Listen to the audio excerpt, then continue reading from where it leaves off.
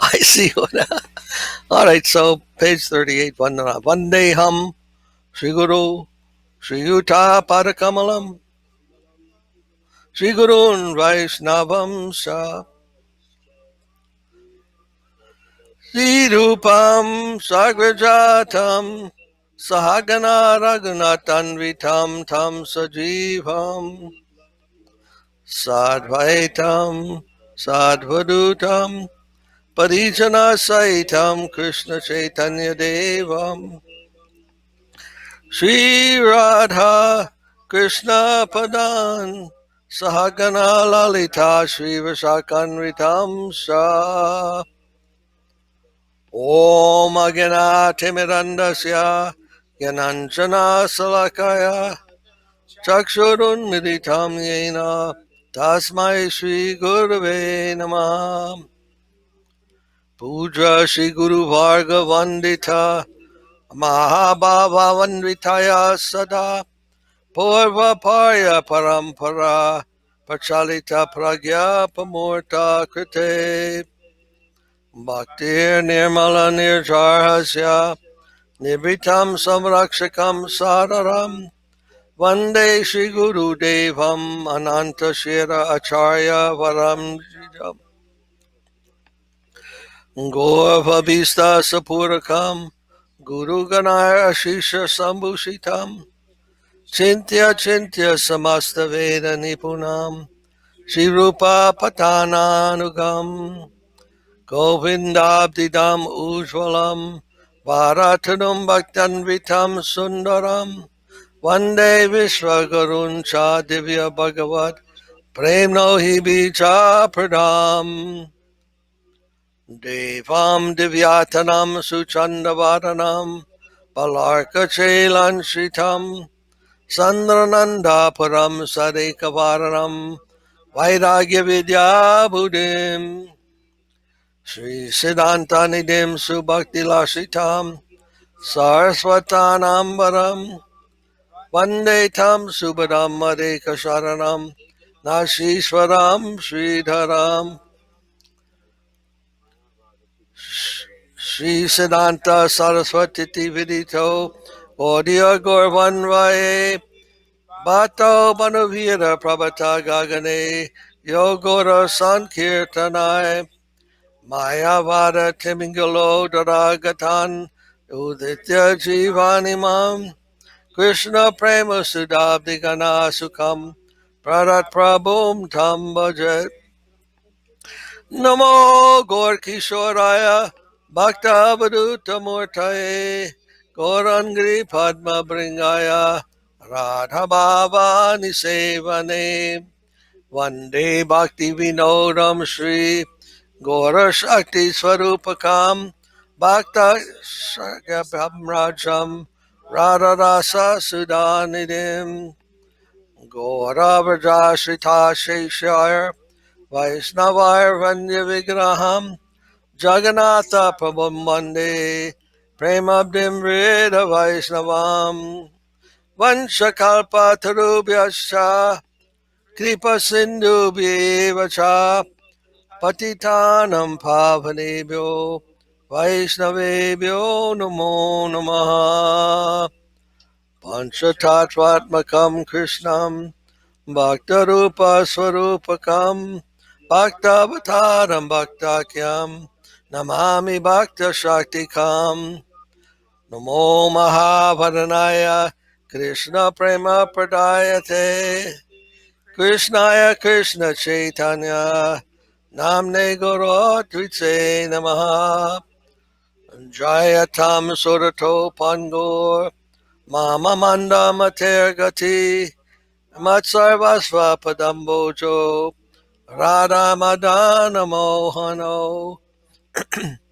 Divyad Vrindaranya Kalpadrumada Srimad Ratnagara Singha Shri Gandharva Shila Govinda Devo Praisalibi Sevya Manu Smarami Shriman Rasa Rasamrambi Vangsivata Tatastita Karshan Venu Svanir Gopir Gopinatha Shri Suna Vrindayai Tulosi Devai Priyayai Kesavasya Cha Krishna Bhakti Pradidevi Sachavachai Namo Namaha Atanatva Mantra Gurun Gurun Bhagavatarthadan Vyasan Jagad Gurun Natva Tato Jaya Mudirayat Jai Sapadika Shri Shri Guru Garanga Gandharva Govinda Sundar Pada Padmanam Jaya Stu Shri Krishna Chaitanya Prabhu Nityananda Shri Advaita Gadadhar Shri Vasadi Gaura Bhakta Vrinda Hare Krishna Krishna Krishna Hare Hare Hare Rama Rama Rama Hare Hare Jai Srila Prabhupada Srila Guru Maharaj Srila Gurudev Srila Charadev Ki Jai Jai Giri Govardhan Ki Jai Jai Go Premanandi Hare Krishna Hare Krishna Jai Santa Maharaj Muni Maharaj all Prabhus Ki Jai. All right, now who is still missing? Lochan and who?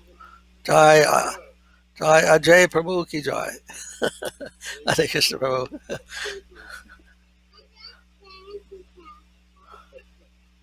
All right, Lochan is not here today, huh? Why not?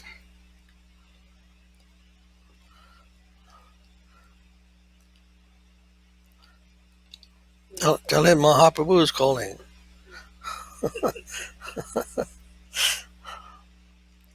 Chief Jago.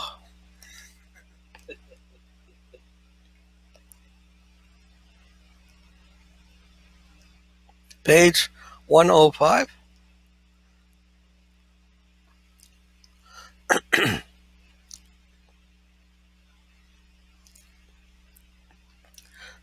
Page 105. Amara Jivana Sada Papirata Nahika Punyera Lesha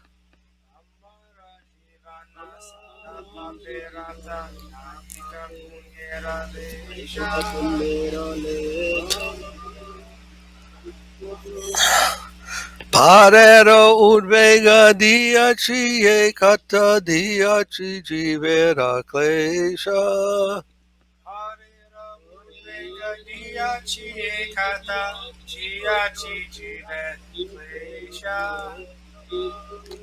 Nija Shukalagi Pape Nahidari Daya Hina Swarta Para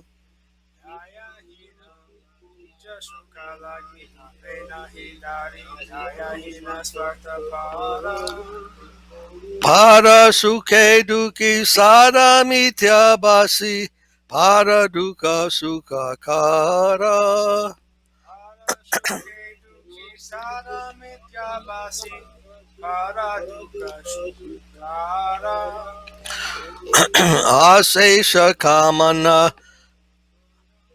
Asesha Kamana Hridhi Mahe Mora Krodi Damba Parayana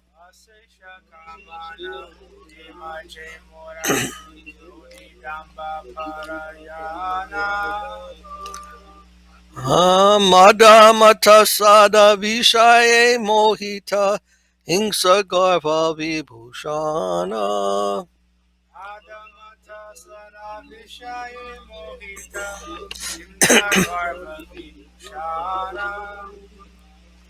Nidra Lasya Hata Sukarye Virata Arkarye Udyogi Ami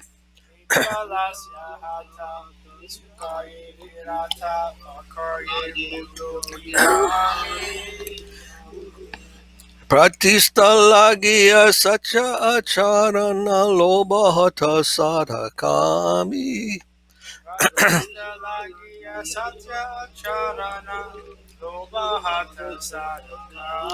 Ahena ehena durjana sajana varjita aparadhi nirantara.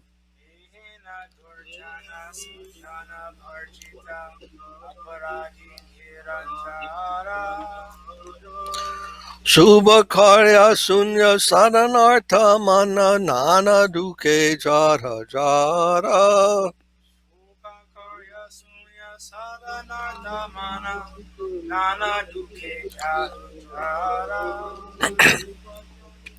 Vardake ekana upaya vihina tate dina kinchana.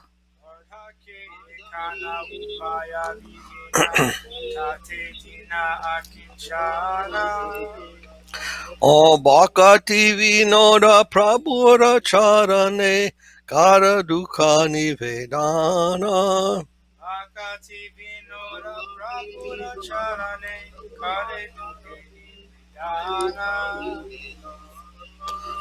Amar jivana sara papirata anahika punyera lesha.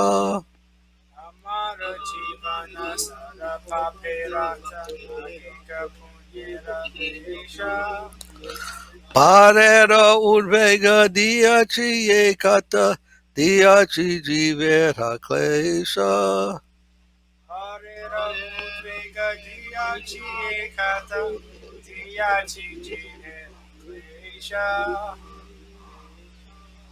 Jai Bhakti Vinod Thakur ki jai. And let's see. Amuni Maharaj, do you know how to sing that Yosamati Nandana? Yosamati Nandana? Do you know that one? Yosamati Nandana Brajabara. You know that melody? Ah, you like what page? What page is that on? 3016. Okay. Okay. We'll sing that. We'll sing that one.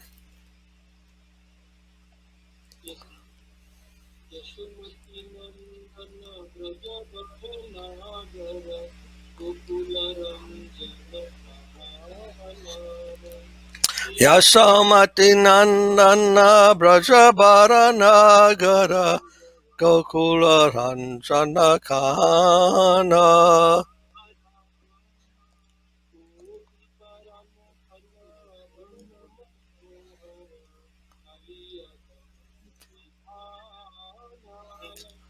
Gopi Paranadana Madana Manohara Kaliya Damona Vidana.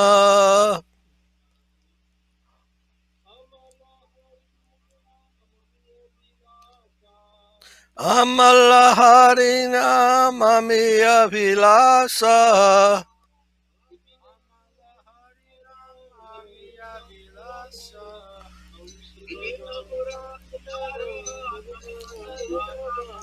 Vipina Purandara Navina Nagara Vara Vangsi Vadana Suvasa.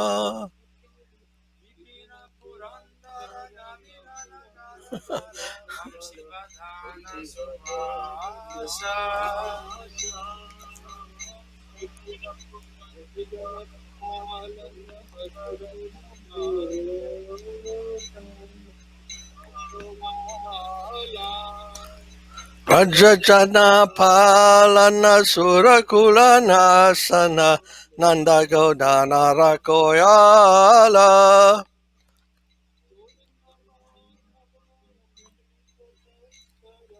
Go Gopa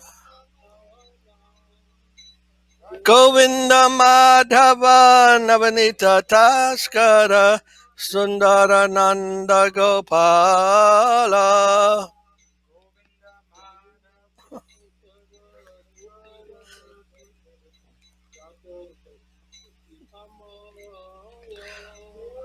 Yamuna tata chara gopi vasanahara rasara sika kripa moya.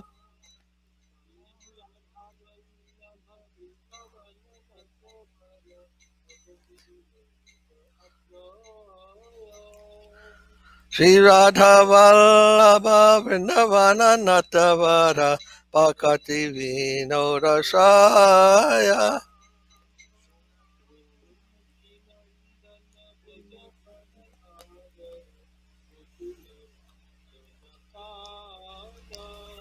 Yasomati Nandana Vrajavara Nagara Gokula Ranjana Kana. Thank you, Maharaj. Then,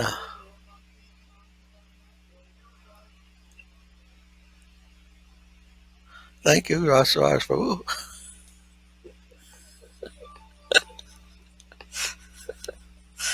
Prabhu, Rasaraj Prabhu, what song would you like to sing today?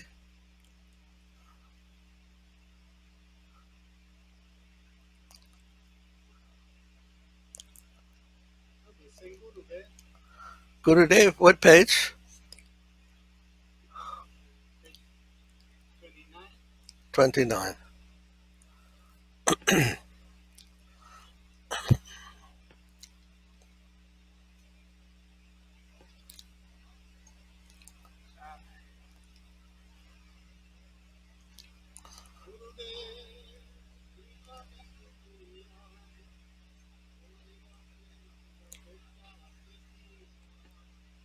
Gurudev Kripa Bindu Diya Koroe Dase Tinapeksha Ati Dina.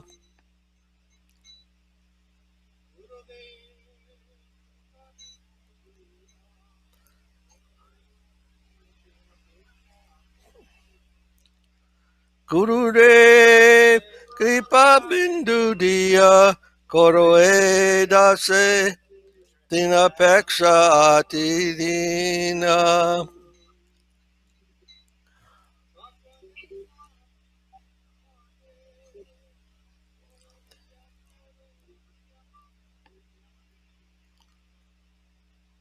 Sakale Sahane Baladia Koro Nijamane Spriyahina.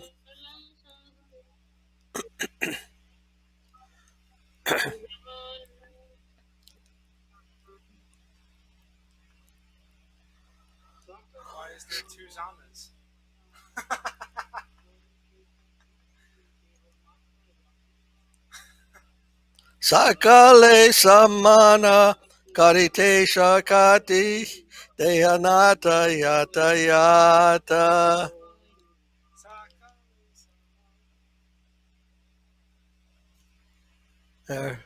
Sound is cutting off.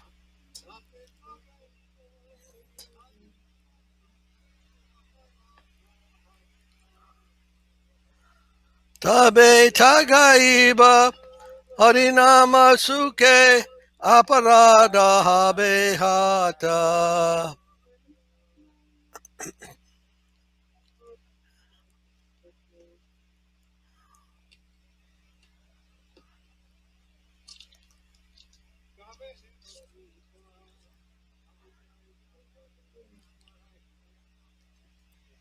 Kabe Hena Kripa Labioe Janna Kritartaha Ibenata.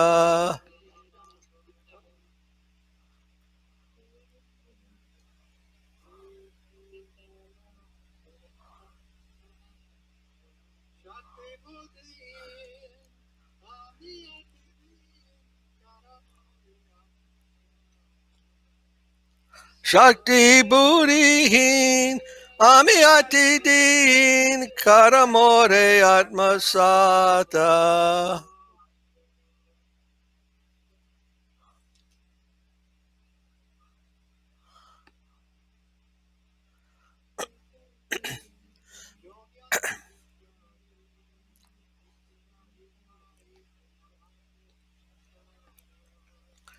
yogyata vichare kichu nahi pai tomara karuna sata.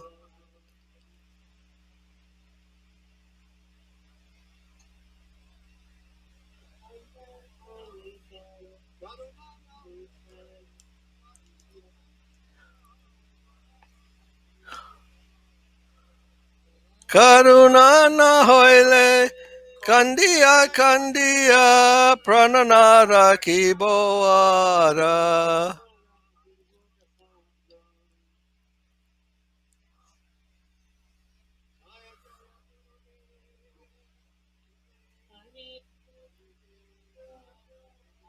Jaya Jaya Gurudev Gurudev Gurudev Jaya Jaya Gurudev Jai. All right, a little delayed in the sound, but I'm also seeing double. We're seeing twice as much. Huh? We're seeing Zana twice. How is that? How's that possible?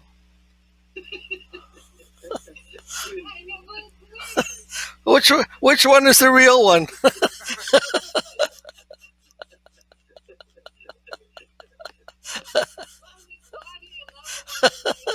I see.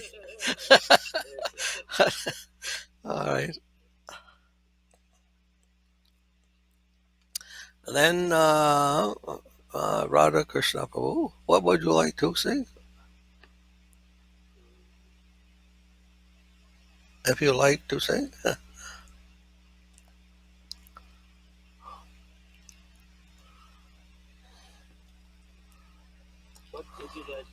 what would I like you to say? Okay, Hare Krishna. No. That's for morning arti. Let's see.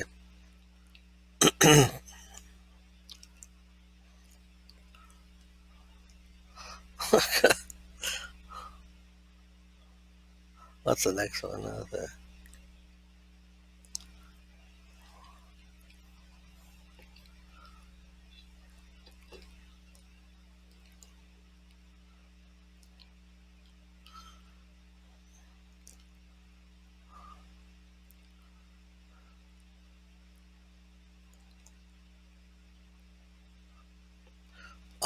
Do you know on page 51? You know this one? Vibhavari Shesha Aloko Pravesha Nidra Chadi Uta Jiva. Do you know that? You know that one? Page 51. Vibhavari Shesha Aloko Pravesha Nidra Chadi You know that? Okay.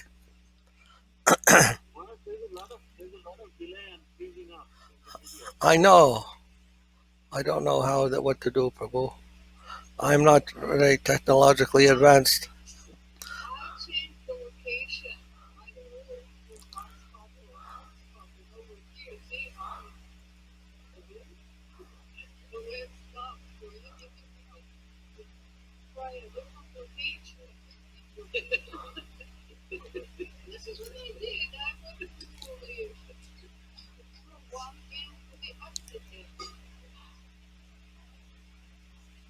All right, Radha Krishna Prabhu.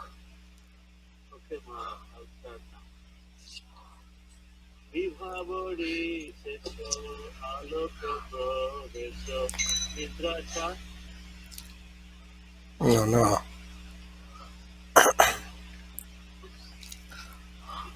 His connection stopped. Huh? His connection stopped. His connection stopped. Radha Krishna, your connection stopped. Now we can hear.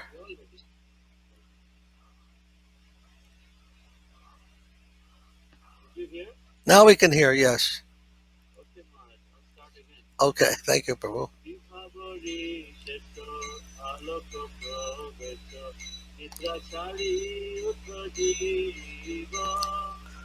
Vibhavari Shesha Loka Pravesha Nidra Chadi Uta Jiva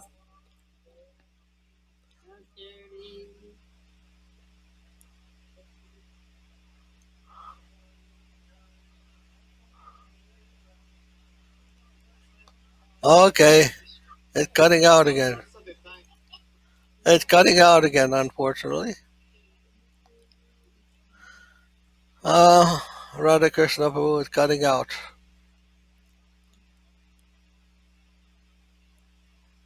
All right. Then maybe Shanta Maharaj knows this song. Shanta Maharaj, are you there? You know this? You know? All right. Go ahead.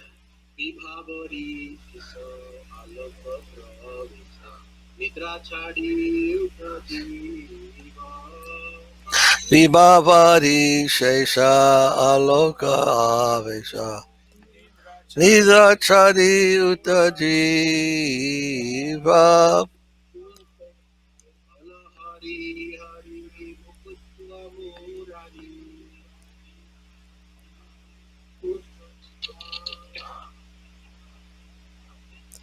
Bolo Hari Hari Mukunda Morari Rama Krishna Haya Griva.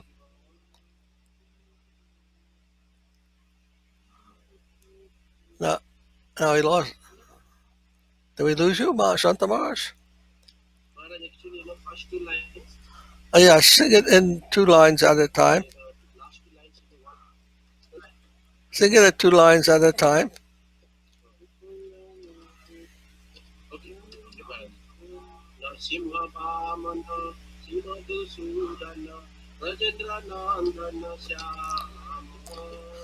Nishringa Vamana Shimudusura Rajendra Nandana Shama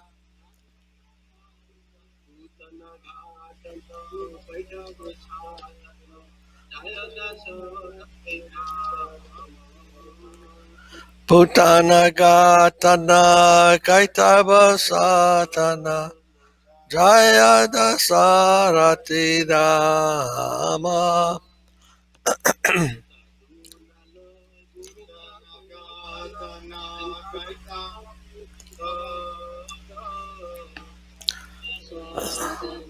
Lala Novinda Gopala Vrindavana Purandara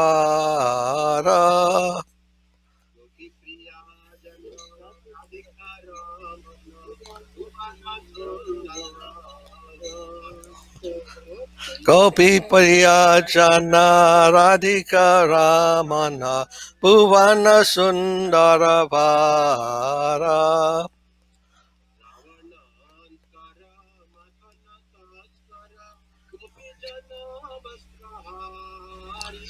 Iravana Nakara Makana Taskara Gopi Jana Vasrahari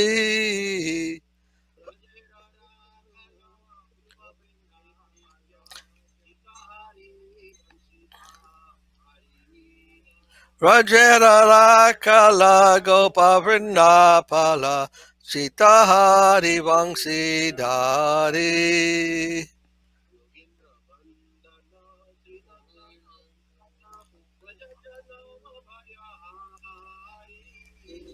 Yogendra Vandana Srinandanandana Rajajana Bayahari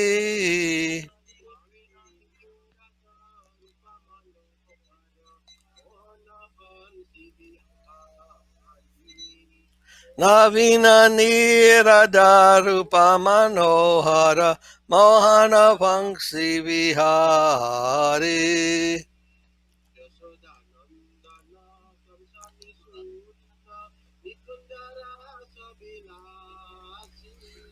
Yashoda Nandana Kamsa Nishudana Nikunjara Savilasi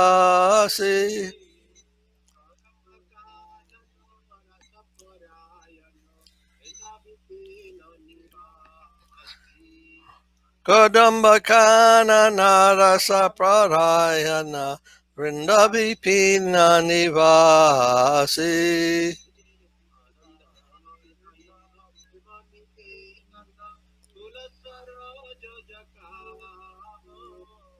Ananda Vardana Premaniketana Pulasara Yojakama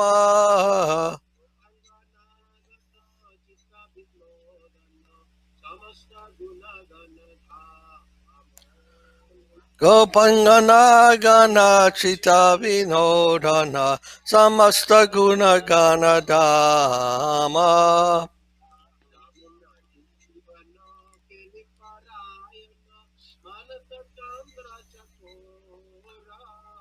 Yamuna Jivana Keli Parayana Manasa Chandra Chakora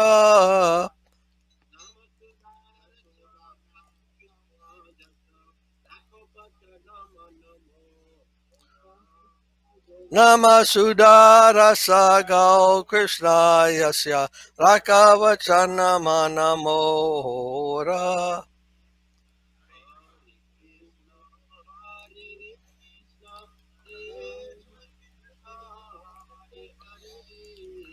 Hare Krishna, Hare Krishna, Krishna Krishna, Hare Hare.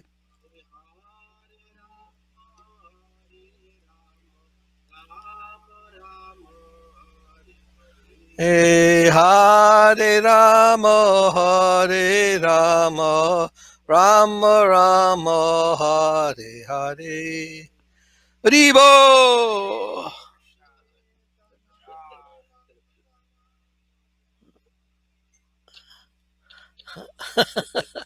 All right, so this is really we're getting all kinds of slow down.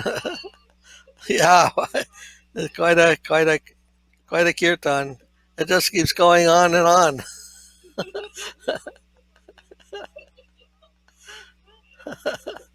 Devo Jai Rasa Rasa Prabhu ki Jai.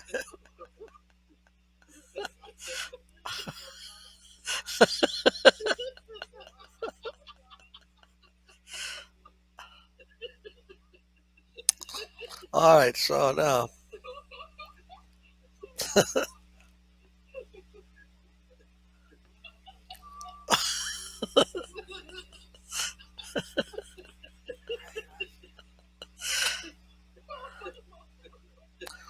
all right, then would who would like?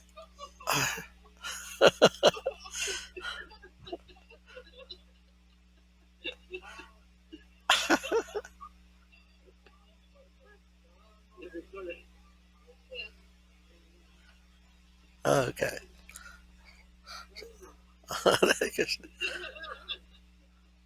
sounding like an echo, huh? Maybe he's singing in the Holland Tunnel.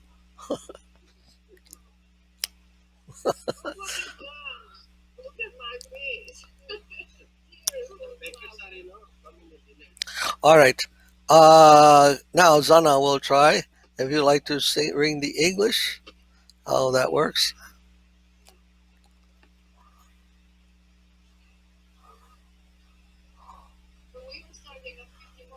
51, yes. Oh souls.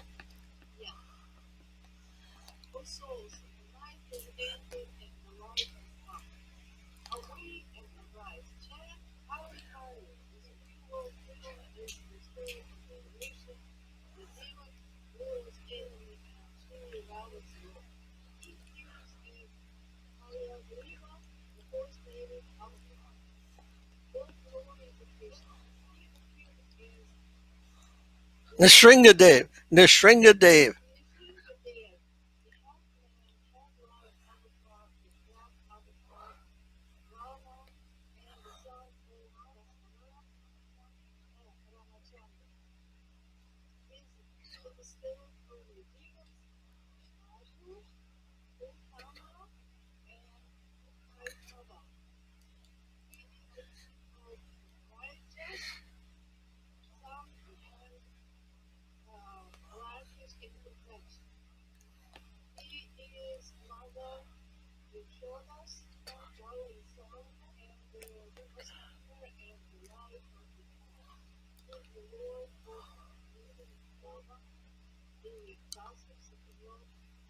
The gopis.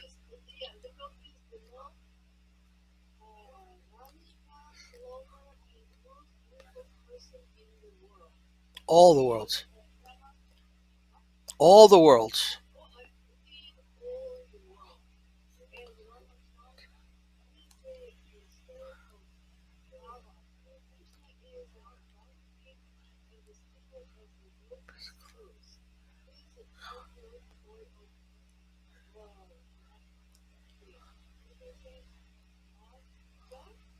Raja.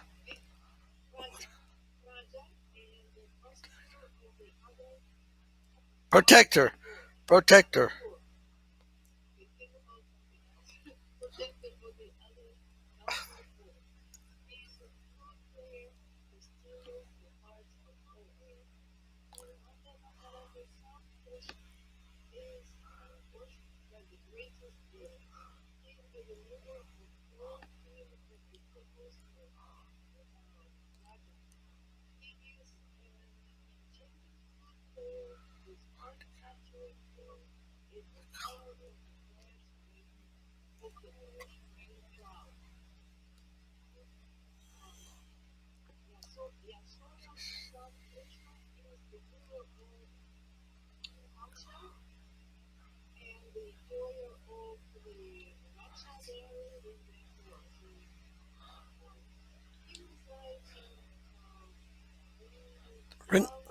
Yes.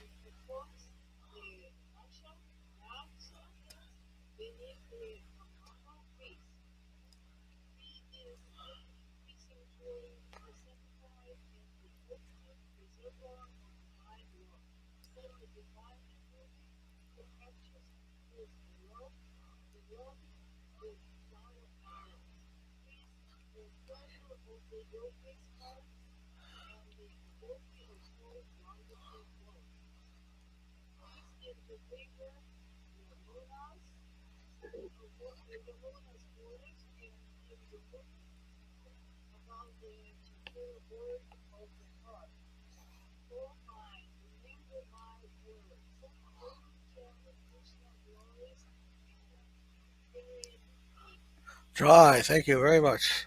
Wonderful. All right. Sorry, Radha Krishna Babu. Somehow your sound. Yes. Ah. Chakora bird. Yes. In India, there's a chakora bird. And that bird is very interesting. He drinks water only that falls from the cloud. When it rains, he drinks water. Otherwise, he never takes any water from the ground. He'll never go to the ground and take water. He always takes water only from the cloud. When, in other words, when it rains. So when he sees the cloud, he puts up his beak, opens his beak when he sees the dark cloud, and he wants to get the water that comes down. But sometimes from the cloud will come a thunderbolt, lightning. Huh? So the bird is never sure whether he'll get water or a lightning bolt. But anyhow, he doesn't change his attitude. Whatever comes, he's always looking up to the cloud for water. And then that is told to be like the devotee. Devotee is always surrendered to Krishna. Whatever Krishna is willing to send him, he doesn't care for that. Whether it be a thunderbolt or some rain of mercy, he's always looking to Krishna. And he doesn't think to go to any other source for his nourishment, for mercy.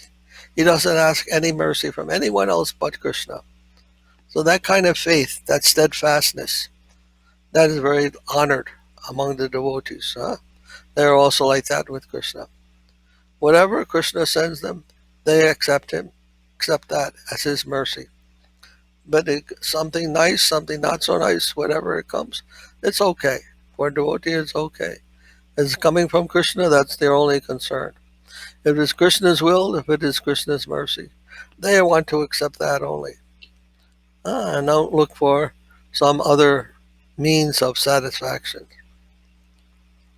So the chakora bird refers to the heart of the devotee, and Krishna is the heart of the chakora bird, of the devotee.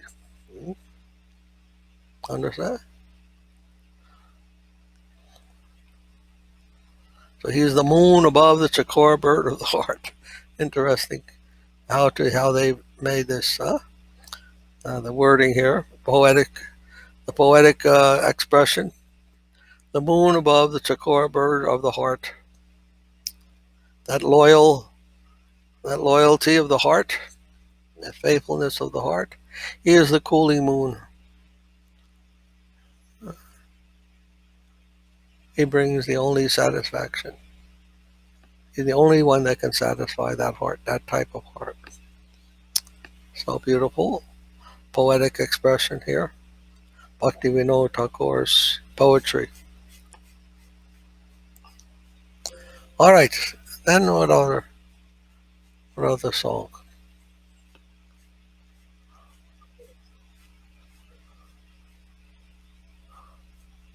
Anyone have any favorite they'd like to sing? Which one? Huh? No, Krishna Priya. You had one to Kanu Priya. You had one you wanted to say? Bajure Mana. What page?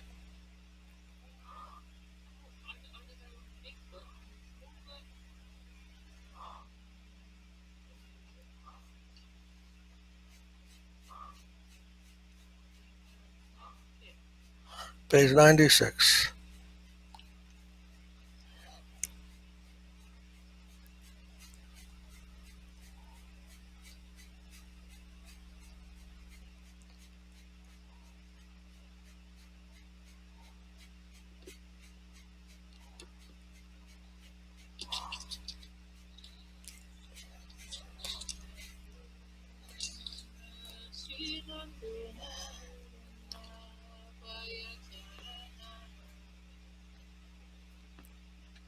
Bajahure Manna Sri Nanda Nandana Abhaya Charanara Vindure.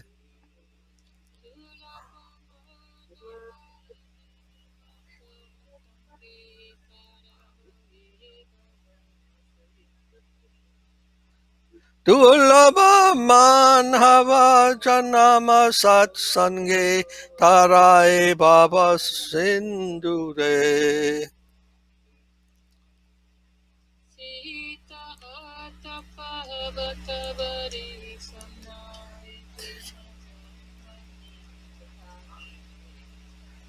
Sita Atapa Atabari Sana Edina Yamani Jakide.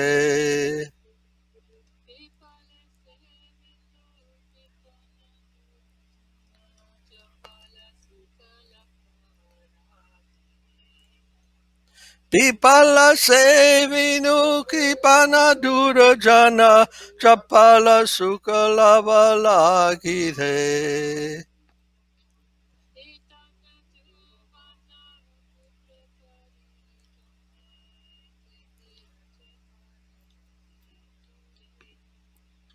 Edanya Yuvana Putra Parijana Itehi Ache Paritite.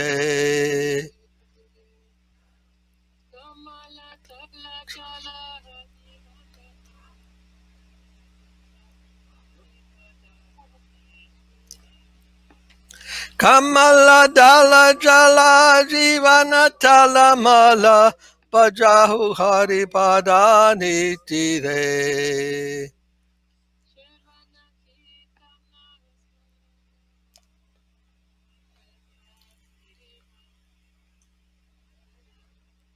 Shravana Kirtana Smarana Vandana Pada Sevana Dasyare.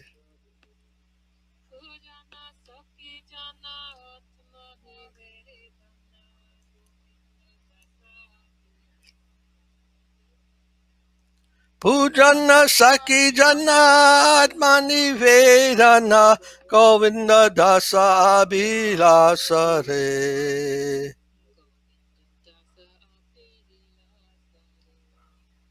Govinda Abhilasa Bindure.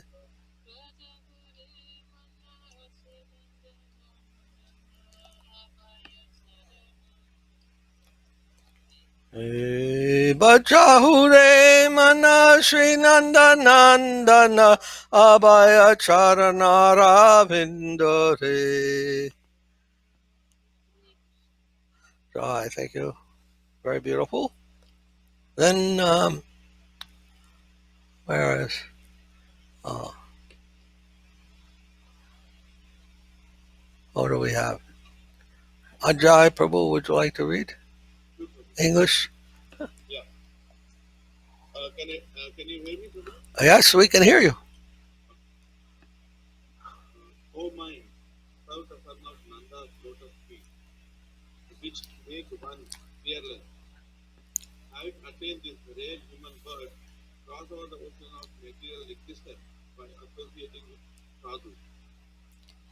Day and night I remain awake, suffering from the heat and the cold, the wind and the rain. For a moment of flickering happiness, I have usually served wicked and miserly men. What is there in having wealth, youth, sons, and family? Life is tottering like water on the lotus petal. It is here and then it is gone. O mind, serve the lotus feet. Govinda's task desires to engage in the 9 practices of devotion, hearing about, glorifying, remembering, praying to, attending to, serving, worshipping, befriending, and surrendering to the Lord. Evil. Thank you.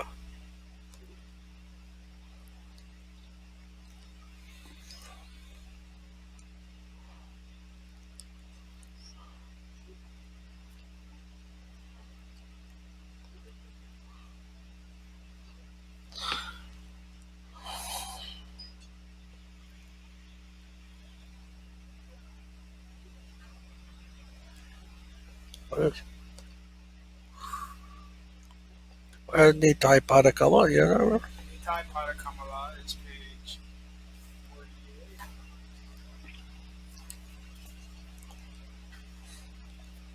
65. 65. Page 65?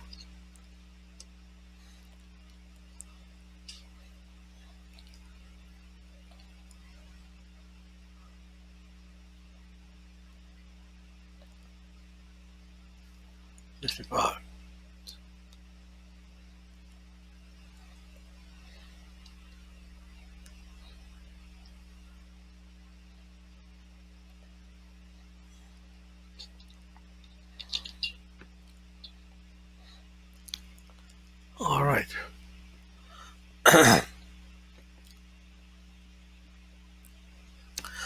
Now, I don't know who to ask. Everybody's connection is a little bit difficult today. Oh,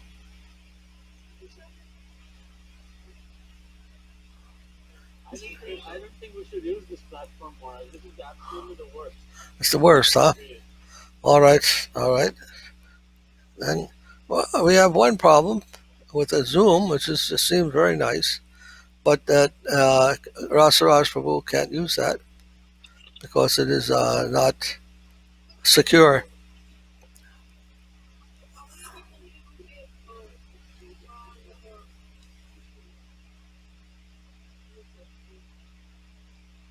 I think Skype is better now.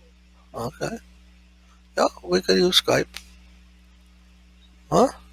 He, Krishna Kesava said that Skype only shows 4 pictures. Doesn't show everybody.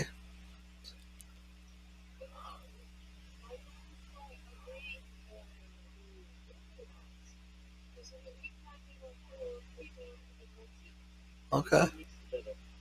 Google what? Oh, Meet. Google Meet. We tried that. It was not good. Well, he said we tried that, but it wasn't very. We weren't. Many audio problems.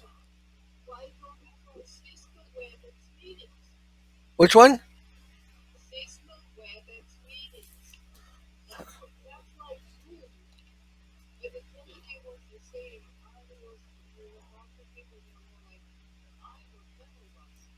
All right.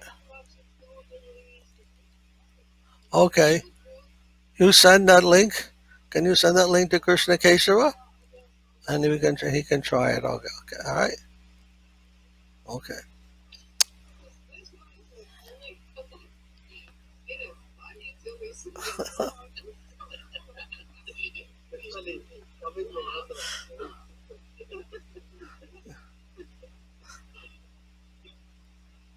All right. So then uh, huh? Teams. Did you try Microsoft Teams? Ajay's coworker said that only shows 4 people as well. Oh, only 4 people. All right. Zoom we can try, and what we can do, we can share reference from kids. Yes, it I don't know how to do that. can be done on Zoom.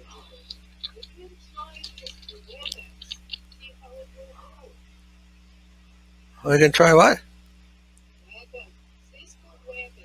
Oh, WebEx. Cisco WebEx. Okay. We'll try that one. So let's.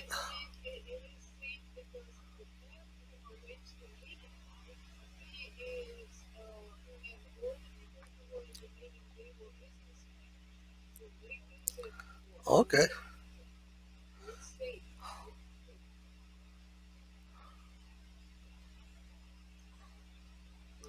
Cisco WebEx, is it free? It's the WebEx.com.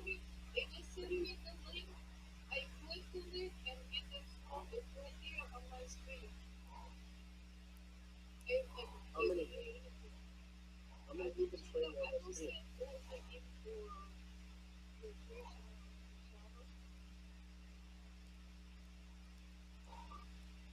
How many people on the screen?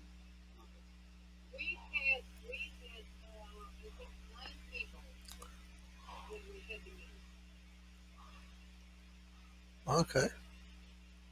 So now we have 8, 9, 10, 11. 11 people.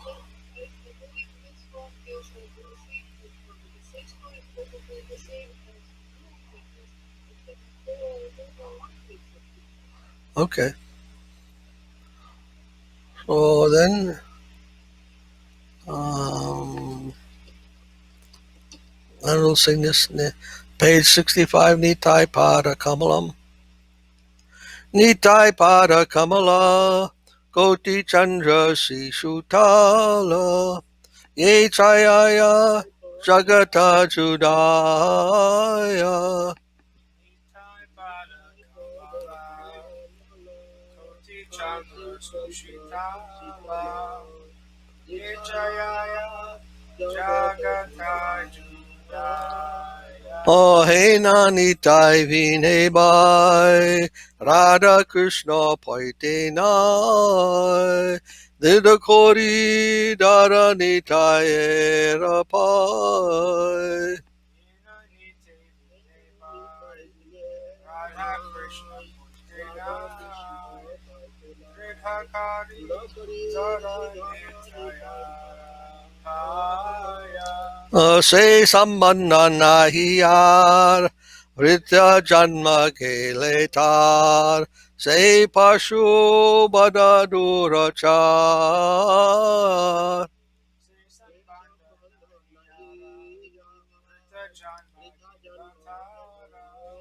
Se pashu pada duracha. Nitai na balila muke, majila samsara suke, vidya kule kikari betara.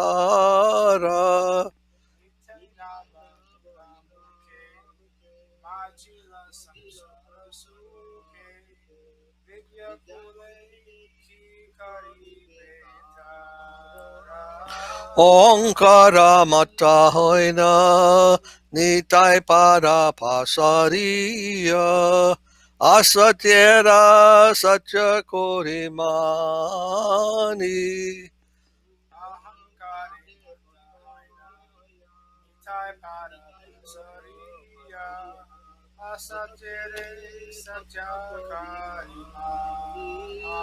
Nitayer karuno hobe, prajarada Krishna pabe, nara nitayer charana dukani.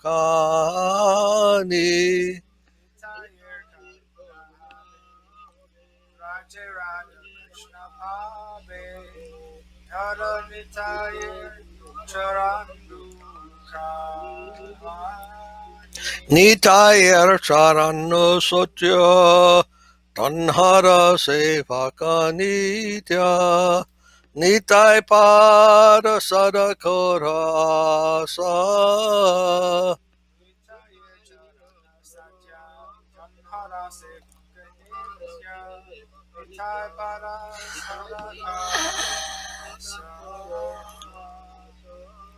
Narottama Badaduki, Nitai More Karasuki, Rakaranga Charanera Pasa.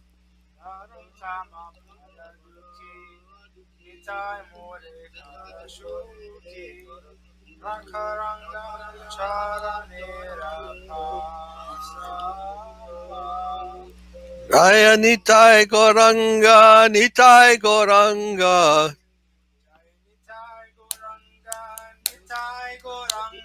Nitai Goranga, Nitai Goranga.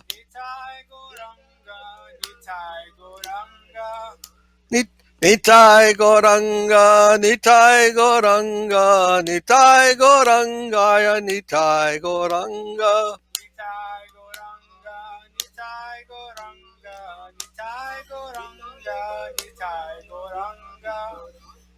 Jai Nitai Gaur Haribo.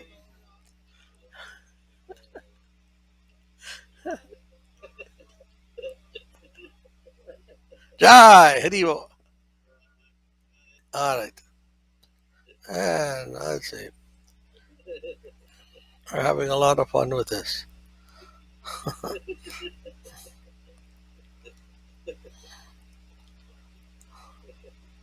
Then we're going to go to Prapana Jivanamrita. Unless anyone has any other thing they want to say or sing.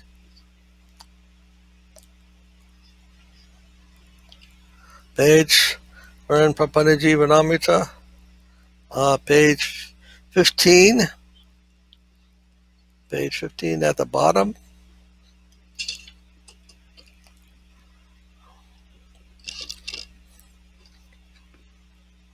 Srila Bhakti Rakshatra Dev Goswami Maharaj Ki Jai. The book by, compiled by Srila Sridhar Maharaj.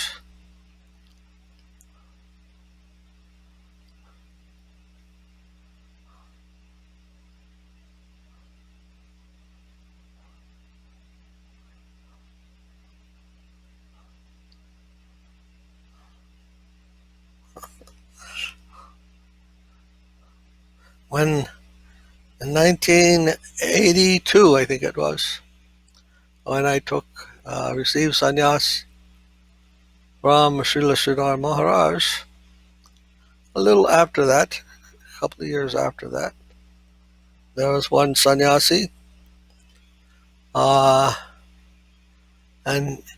he used to know Bengali very nicely.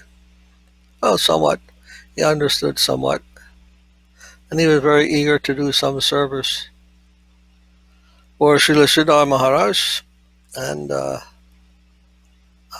he knew me, and he requested my help in publishing the first English edition of the Prapana Jivanamrita.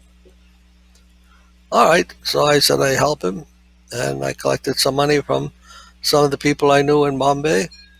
At that time it was called Bombay, and we collected some money, and so we could publish the book, and we published it.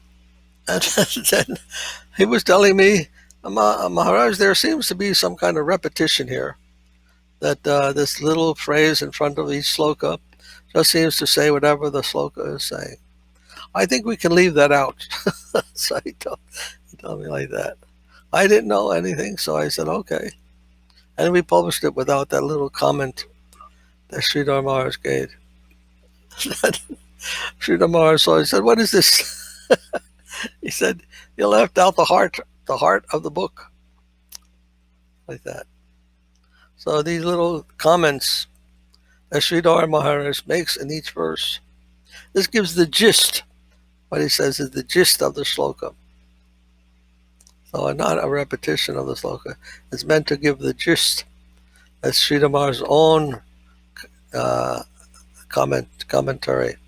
In a very mild and insignificant way, he's trying to comment. He's not trying to put a big commentary, but one little sentence to make a commentary on the sloka, to give the meaning, to make sure the proper meaning comes across. So these little comments that come in every verse, that is Sridhar Maharaj's heart expression. Heart expression of each verse. So, was it in 82, somewhere around that, early 80s, 82, 83, 84, I don't remember exactly. But Which book you told that Prabhupada's sister had in Bengali, yes, I think it was this one, in the Bengali edition.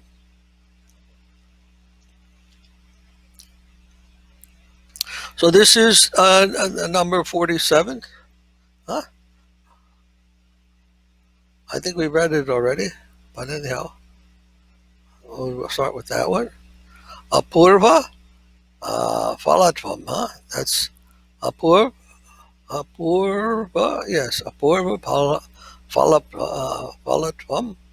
That is Sridhar's comment, and he's called the unprecedented gracious reward of surrender.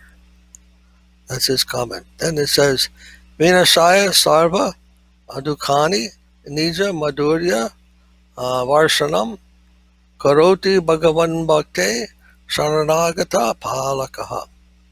This is also, it looks like it also is Sridhar's verse. He has written this, and he's written the comment on it also. So it says, the unprecedented gracious reward of surrender, being most affectionate toward his surrendered souls, the Supreme Lord totally dispels their unhappiness, greatly fulfilling their hearts with his sweet absolute presence. And 48, Apya Siddham Tayyatvam Vinacha Sharanagatim Itya Purva Valatvam Hi Tasya Samsanti Panditaha. Without unconditional surrender or sharanagati, one cannot conceive of oneself as belonging to him. And this is why the learned sing par excellence the glories of surrender's ability to yield her unprecedented gracious fruit.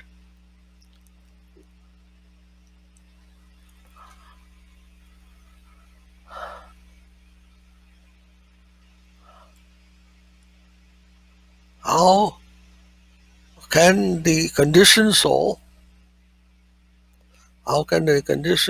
conceive of surrender?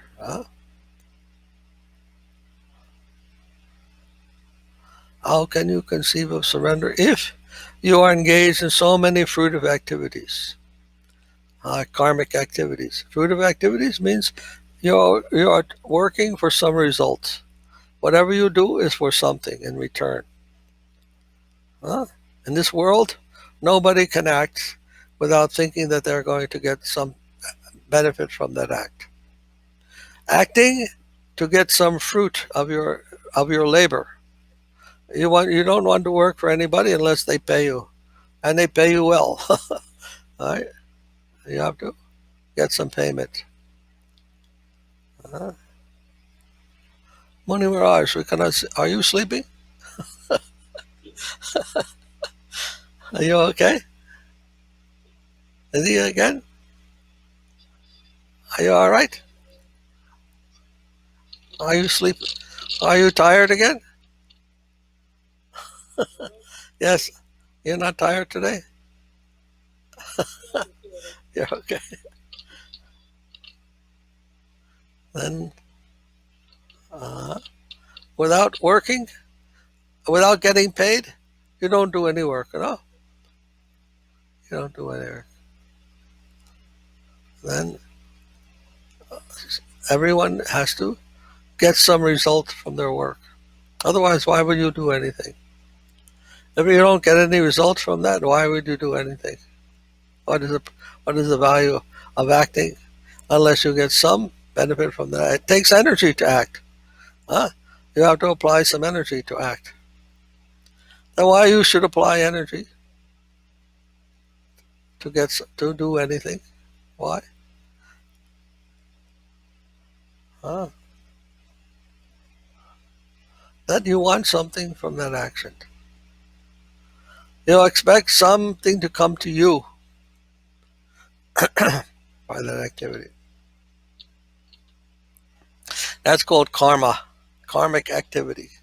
That will produce a result. You want a result, action and reaction, right? And Newton explained action and reaction. There's an action, then you expect some reaction to come. But if you get some reaction, some benefit to yourself by your action, then what happens? What happens? Every action gives a reaction. Then what happens?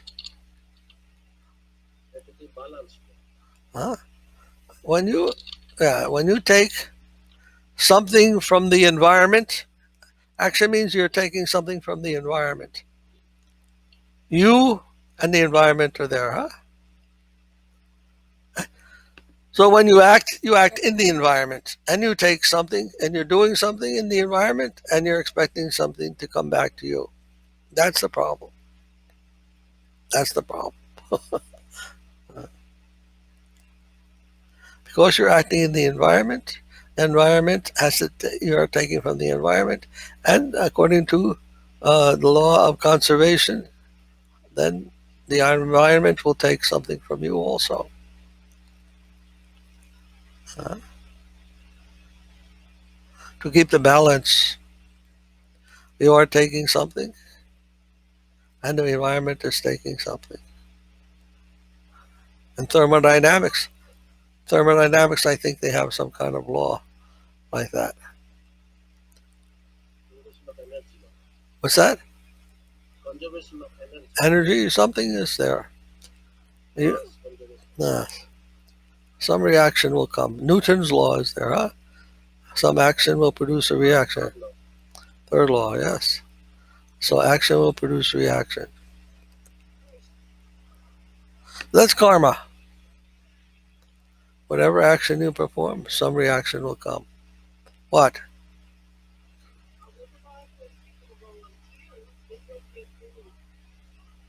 Oh, good question.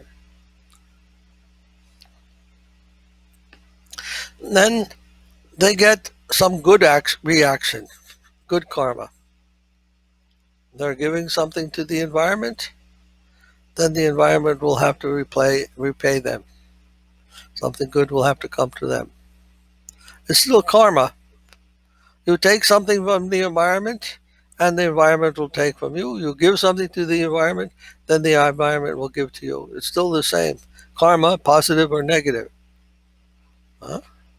Positive or negative. You'll get the reaction. So we don't. So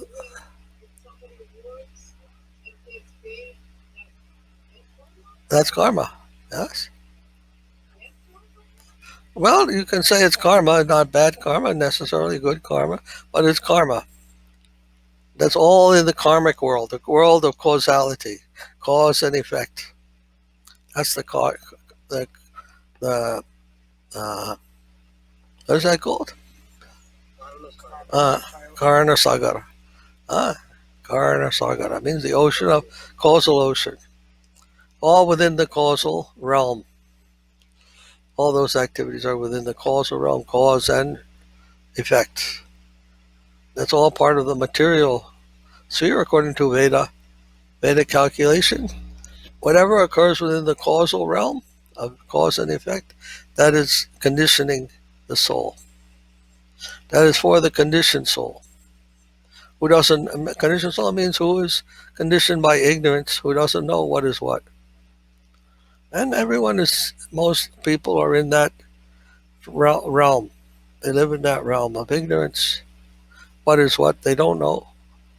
And they're getting actions and reactions. And they don't know that those actions, whether good or bad, they are binding them to stay in that realm, the realm of cause and effect. And then they're suffering because not everyone is doing unselfish things all the time. And even they are doing unselfish things, it's still not their real identity. It's not established there. Real identity is not to do good or not to do bad. Neither one. Huh? It's both misconception because it has to do with this world. And this world is not our home. The causal world is not our home. We belong to the non-causal plane. The non-causal plane means the plane of spontaneous love. The plane of spontaneous love. Our real satisfaction, what we are actually searching for, is that spontaneous love. Huh? Love, spontaneous love. That's ecstasy. Spontaneous love, constant love. That would be ecstasy if we could be in that state. It'd be an ecstasy, right? So, but we are settling for happiness. We're settling. We want happiness. We don't want spontaneous love. We want happiness. We want money. We want this. We want that. Huh? So, because we don't know, we've forgotten what our heart is really seeking. Are really seeking. And so the scriptures are coming to tell us, okay, there's something more. And you have to get that through this process, Sharanagati. What is moving everything? We don't know. Like the grass is growing, you appear in this world suddenly. So the scientist says, well, you came from some molecules, some amoeba, some evolution, right, Maharaj? Shanta Maharaj? They're telling like that. And you think, oh, that's how I got here. But no, that's not how you got. That doesn't create human being. Doesn't. Can't create that.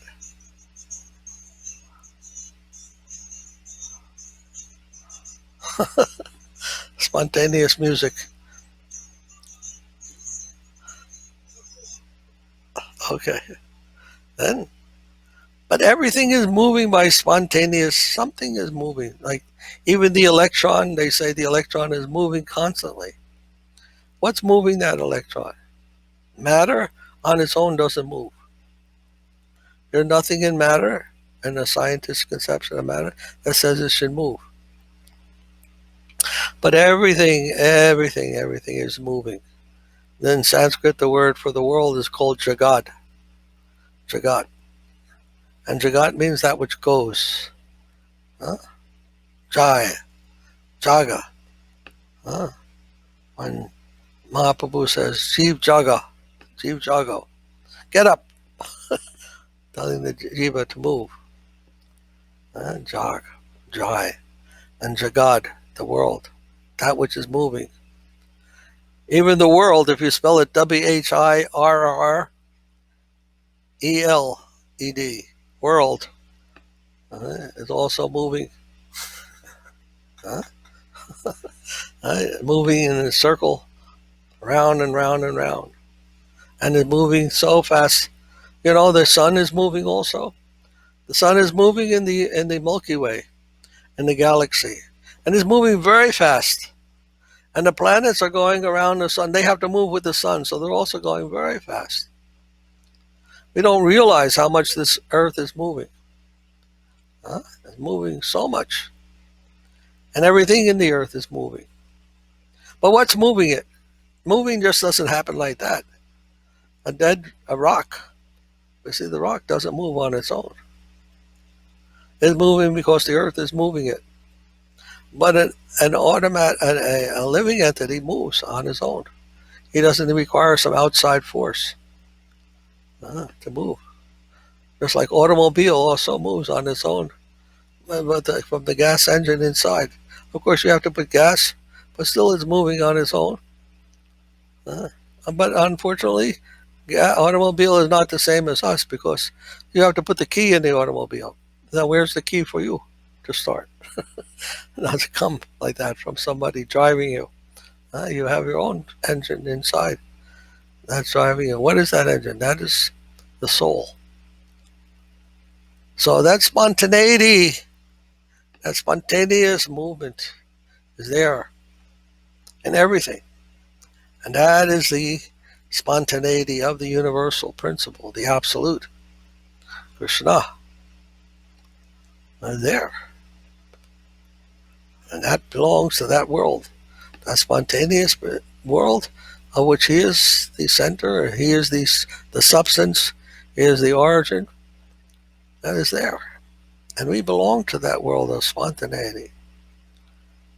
There, no cause and effect takes place. Spontaneous means there's no cause and effect. Or you can say that spontaneous means the cause and the effect are the same. Cause and effect are one and the same. That's spontaneous. The cause produces the effect is produced from the cause simultaneously. No intermediate. So in the Bible, when it says God said, "Let there be light," right? You know, in the Bible it says like that. He didn't have to do anything to make that light come. He just said, "Let there be light." Finished. That was it. Enough. The light came. Let there be the earth. Let there be this. Let there be that. Let there be Adam. Let there be Eve. He didn't have to go to a laboratory. He didn't have to do anything like that. By his will, by his desire, it occurs. Brahma came from his navel, and the lotus flower, all these things came. But that was not by what process can produce some stem from your navel, some lotus flower from that stem. What process can do that? Some Brahma is born on that lotus. Is there any process that we know of that can produce such things? Not a process. The mystic power of the Lord. Just like when you imagine something, that you're in some beautiful place with lots of gardens, beautiful, colorful birds, maybe so many things you can imagine. And it comes there in your imagination. What is producing that? Those things can't be explained in terms of scientific principles of this and causing that. But that world exists. That world exists. We have little experience of things. If we think properly about that, we can understand. That world is always existing already. We don't have to have any deep knowledge to know that. We just have to look at what is there already and appreciate that these things already exist, despite what all the materialistic persons say about science and all the other stuff. They don't know. They don't look at what is there already. They don't look at it properly. Huh? They think that I always give the example. They think that they know everything about grass, how the grass is composed, cellulose and this chlorophyll and what is that? Photosynthesis. They think they have understood everything about the grass. And then, all right, make some grass. Let me see. Put all these chemicals together, all this photosynthesis, put it all in one place, and make the grass. Let me see. One grass plate, please produce that. What? How we can do that? Huh? They don't know. Even the grass, they don't know how to make. They can't make it because it's not just by mixing something together. It doesn't happen that way. Grass is growing all over the world. All over the world. No problem for the grass. No problem for nature to produce grass. Then how is it doing it? They don't know that underneath, behind everything, there is a great spontaneous force, life force, a living force that is doing everything at every moment. And we're interested in coming in connection with that. That is devotional life. Making that central activity the center of our heart. Making our heart coincide with that. Making our heart coincide with that spontaneous life. Hare Krishna. And here is explaining how we go about doing that. We have somehow or other we have fallen away from that and fallen into the causal world of doing so many actions for some result, and we think that's our life. That's our life. Like if you take the fish out of water and the fish is trying to breathe and he's finding every breath he takes so difficult, and finally he has to die because he's in the wrong environment. Finally he has to take his last breath. Same thing here. One day you're breathing so many difficulties you're undertaking just to breathe. And one day you're going to breathe your last and say, oh, it's all finished here. Like the fish. You're not in your proper spontaneous atmosphere. And you're trying to live in an atmosphere where you have to do something to get something. When all the time you belong in a different atmosphere. So, and what is that? How do we get to that atmosphere? That higher spontaneous atmosphere? That is called Sharanagati. You just have to surrender. It's already there. You don't have to create anything. It's already existing. You don't. The whole thing is going on by that, but you don't know that.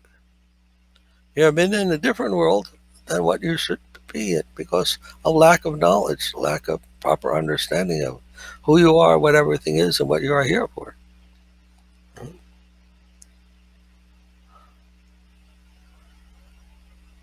So scripture and Krishna and the devotees pointing us which way to go. Scripture is for pointing us in the right direction. You're supposed to go like this, not like that. It's like when you're lost in the forest and some map is there, and you can see, oh, I'm here and I have to go here. So the scriptures are like that, the map, and the devotees are like the guides, and the people who are lost. Go this way, go this way, go this way. Then you can find your way. Otherwise, without the map, without any guidance, we'll just go around in circles. Even we have a map. So scriptures are not enough. We also need the devotees to help us. somebody who's gone through the forest, who knows the way through the jungle. They can be most helpful to us.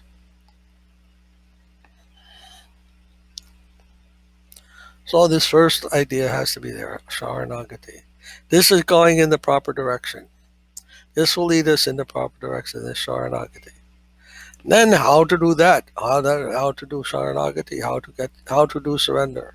How do we do that? That also has to come. See, all these things will come in due course. But at least we must know the basics, basic idea.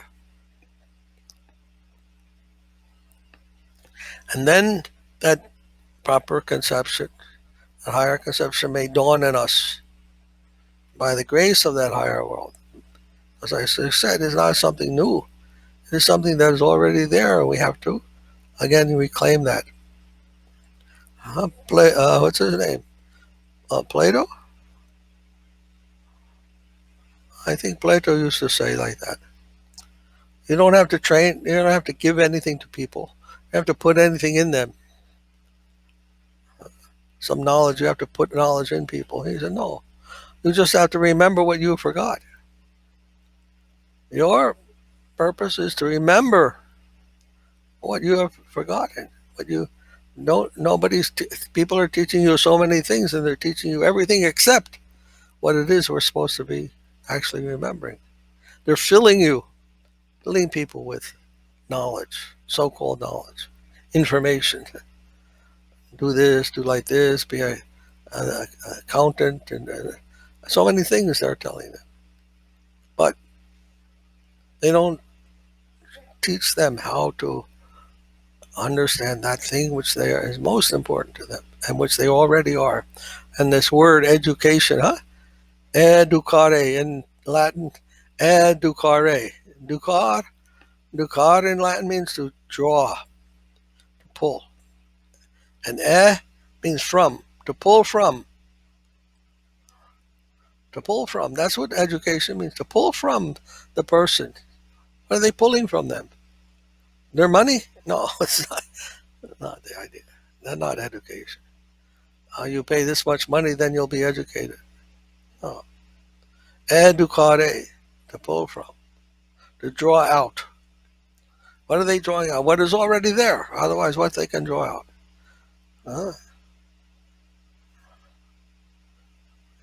Plato showed with one slave boy that he already knew what mathematics was, even without any education. Just by asking him certain questions and drawing out from him that remembrance of how to understand things mathematically. So all that knowledge of our real nature is there already. But it's been covered by so many other things. It's called conditioning. So many other information, knowledge, so-called knowledge, information, whatever, misconceived notions, mistraining, whole lifetime with so many people are telling, do like this, do like that. And they don't know either. Yet they're telling us. So then one has to be you can understand that one has to be very fortunate to come to a position where they can learn something completely different, revolutionary.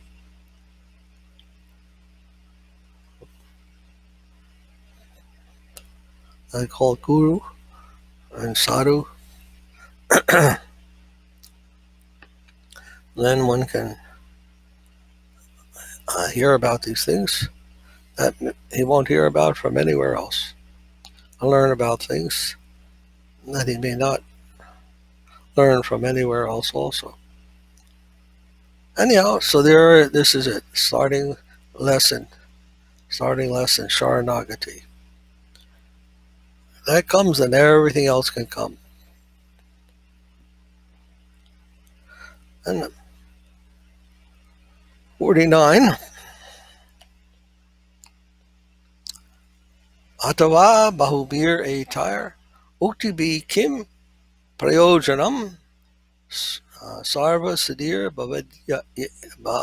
bhaved eva govinda charanashrayat. Otherwise, what would have been the need for so abundantly singing her praises? Only by unconditional surrender unto the lotus feet of Govinda is all perfection attained. Nothing remains to be attained. Prayojanam. This word prayojanam in Sanskrit, prayoja, there are this sambandha, abhideya, prayojan. Sambandha means knowledge of your position, present position. Sambandha. Abhideya means the process, and prayojan means the goal.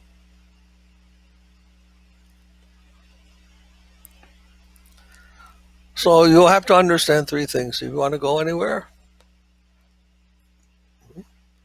you have to know where you are, where you want to go, and how to get there. Right? Where you are, you may think, well, what's the importance of knowing where I am? If I just want to get to that place, why do I have to know where I am? How you can get to that place without knowing where you are first? Huh? I want to go, let's say I want to go to Canada. What is that, Montreal? Then first you have to know where you are. Well, where are you? I don't know where I am. Then how I can give you direction? Right? Are you in Texas? Are you in Alaska? Are you in London? Where are you? You want to go to Canada. I have to know where you are first, then I can give you some direction. If I don't know where you are, then what is the question of how to get there? First, you must establish what is your present position. That's called sambandha. What is my present situation? What is my situation? Sambandha. Then abhideya. Then you can understand something about the means, the way of going. And prayojana means the goal that you want to achieve, the place that you want to be. So now this has something to do with the heart, not a map, not a geographical location. So first we have to understand that what we are. I am the servant of Krishna. All right, give me a start here. Okay, I am a servant of Krishna. Then what? Then how to be a servant of Krishna? What is the abhideya? What does that mean? Bhakti Yoga. How to practice Bhakti Yoga. How to practice being a servant of Krishna. And what is the goal? Prayojan? That is love of Krishna. Krishna Prem. That's what we want to achieve. First understand who you are, then how to engage yourself in order to get to the goal of Krishna Prem. And all these things are explained in the scripture and by the saints. Yes? Here in this sloka, something is told, her praises. Huh? Her represents to whom? What's that? Her praises. Line, Her? her represents to whom? Her praises. And her praises. Oh, it says in the previous verse, right? Surrender's ability to yield her unprecedented grace and fruit. So Sharanagati is explained as her in female form. The personification. Yes, yes. So Sri Radhika is the supreme personification of surrender.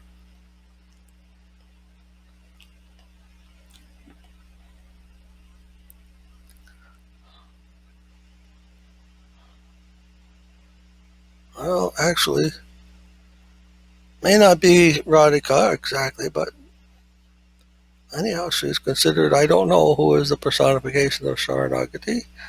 Do you remember hearing anything about that? I've not heard, but Maharaj, as we heard from you, Sridhar Maharaj told that everything is represented, by a personality. Oh. Bhakti, Bhakti, Dharma, everything, Maharaj. Uh-huh. So I have not heard anything about this personality. Surrender. I don't know either who that is, but is clearly referring to Sharanagati, and it says her here. Huh? Singing the praises of Sharanagati.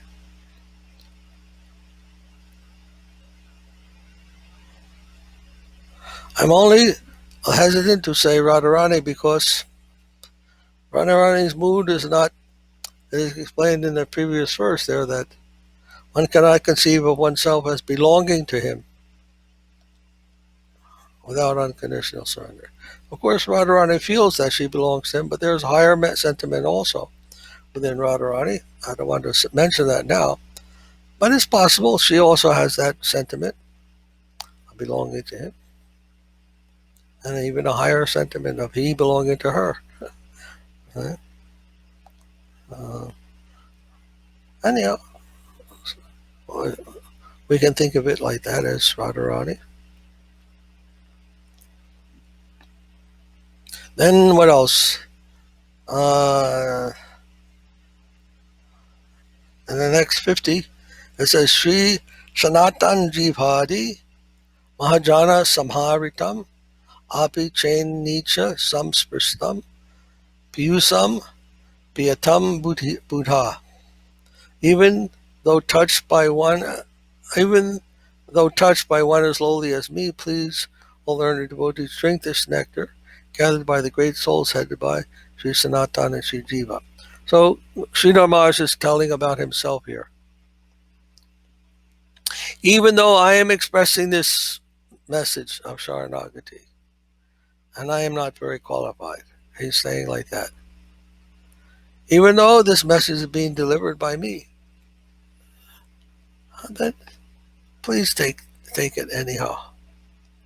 Because this is not my message. I'm just a delivery person. And what I'm delivering, however, is not coming from me. Just like the mailman may bring you a letter, and the letter is telling you you're fired from your boss. And you're telling the mailman, what are you doing? Why are you firing me like this? I'm not firing you. I'm just giving you the message. Right?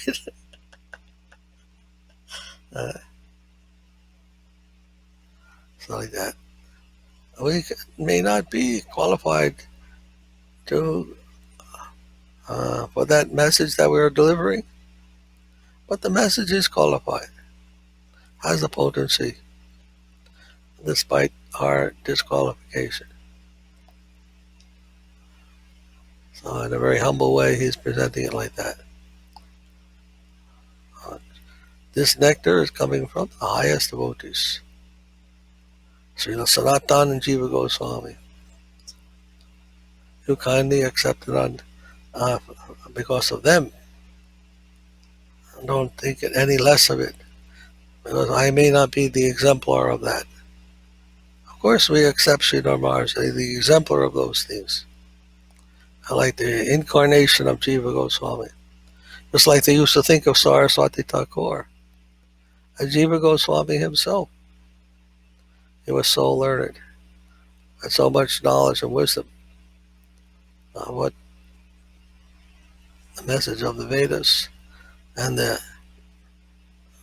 represented the flow of his father, Bhakti Vinod Thakur. Huh? He was so much imbued by that association with Bhakti Vinod Thakur and all the efforts he made to present the Vaishnava Siddhanta in such a extensive, broad, and deep, and inspiring way. Bhakti Siddhanta had that gift of that close association. Uh, so they saw like that. They saw him in such an exalted position. And Sridhar Maharaj also had that fortune to be associated with Saraswati Thakur very intimately, as far as being able to understand what Saraswati Thakur was saying.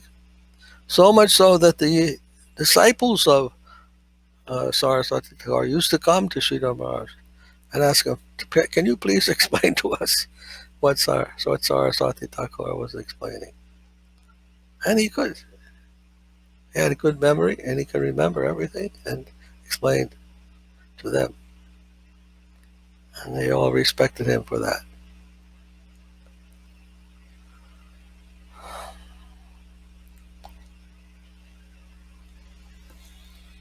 3 o'clock.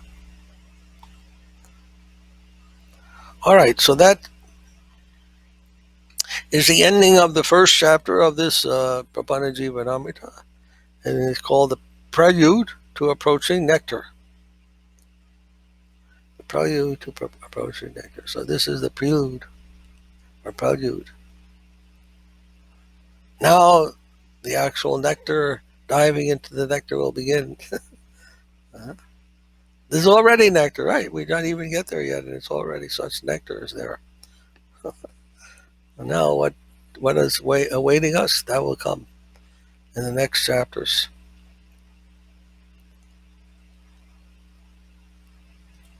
Maharaj, Devuta Maharaj used to say that these all great personalities, they are drinking so much nectar, and a few drops by they are unnoticed way falling here there, and then we are getting some chance. Right. So you are drinking this all nectar, then we are getting few drops here there, Maharaj, by your grace. Huh. Yes. What you don't know is I'm also getting it just by reading this. I'm speaking like I know something, but I don't know anything. I'm just reading, and I'm also getting some nectar from this. I'm learning. Although I'm saying it, explaining it, it's explaining it for myself. Enjoying how much nectar is there, and and appreciating the opportunity to be able to talk to you. You're there, uh, encouraging me to speak. And like this, we can all get some appreciation of what's going on here, what all this is saying. Well, thank you very much. All right. Maharaj, it is our fortune, Maharaj. Yes. You have that association. Thank you, Maharaj. Any other things anyone wants to say?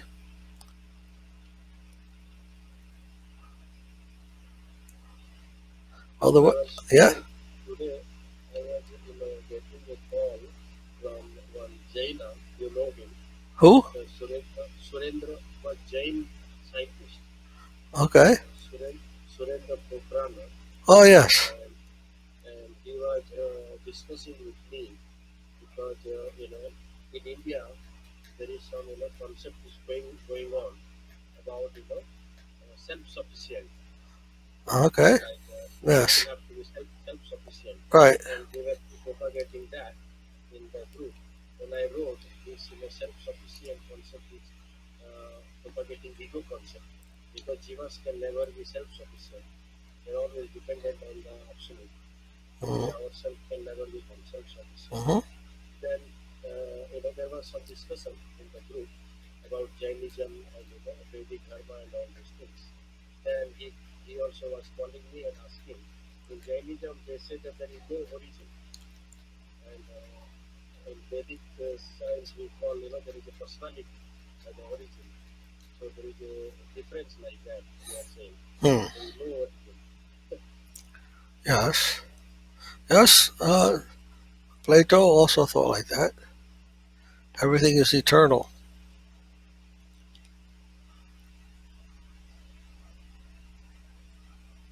And Krishna has no origin. Right?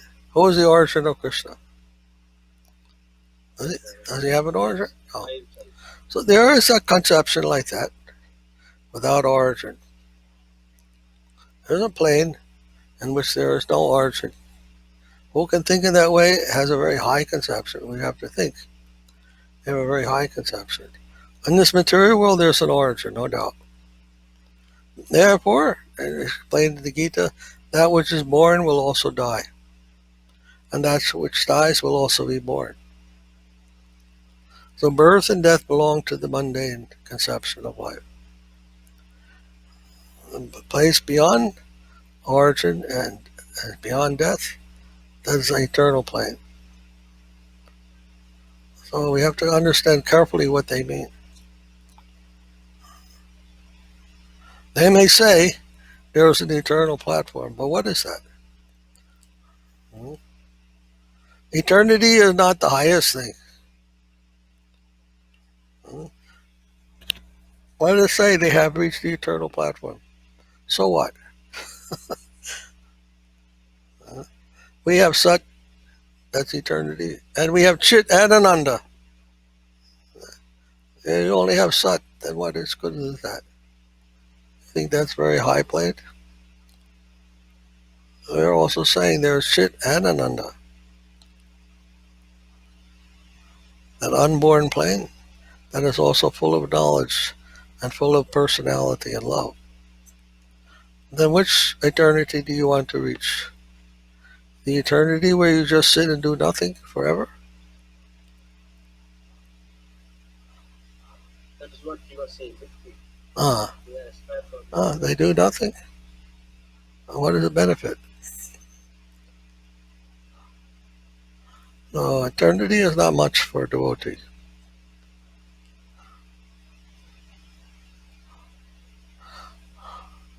Being, mere existence, nothing.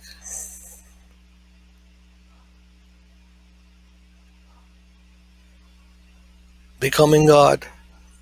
You want to be God. And God, what does he do? He has no activity either.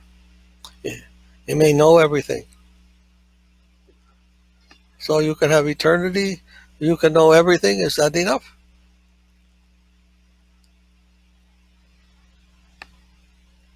Will you be happy with that? Living forever, knowing everything? Is that enough for you? Some people, they think like that. But we're aiming for something higher than that. We're not aiming for knowledge, we're not aiming for eternity.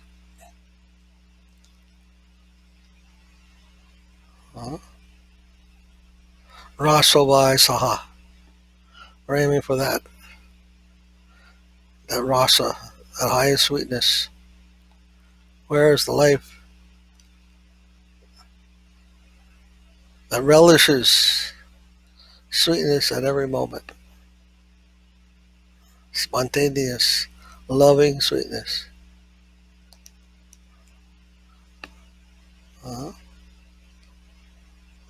Jains don't know about that place, but it's also within their heart. Everyone has a chance to get that.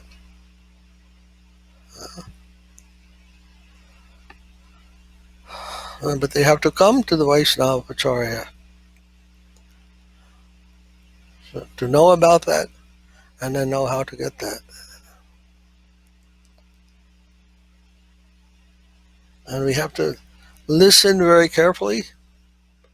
You have to hear very carefully because it's so easy to miss. Even the Acharya is telling you everything. It's so easy to miss what he's actually saying, what the actual Krishna consciousness means. So easy not to understand that. I remember in one of his books, Srila Prabhupada said, And there are many devotees, so-called devotees, who think themselves to be in Krishna consciousness. They think themselves to be Krishna conscious.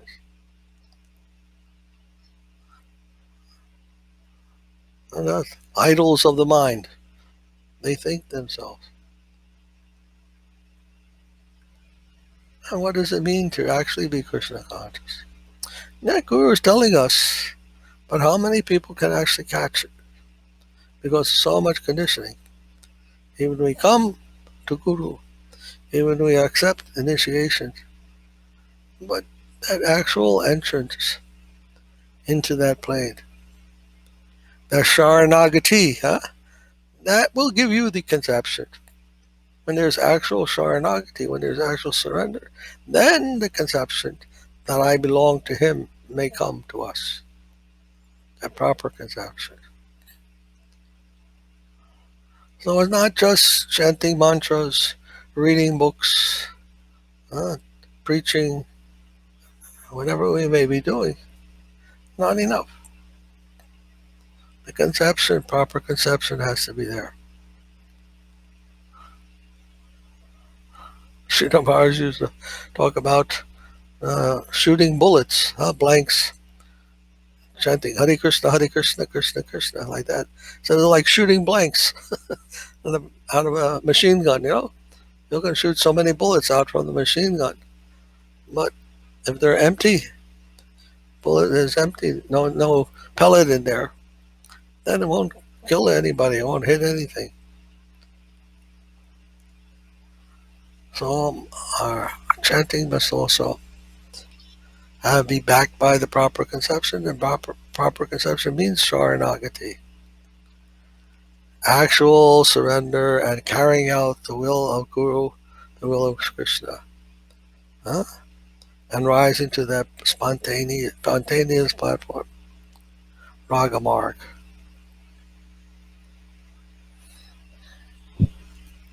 Then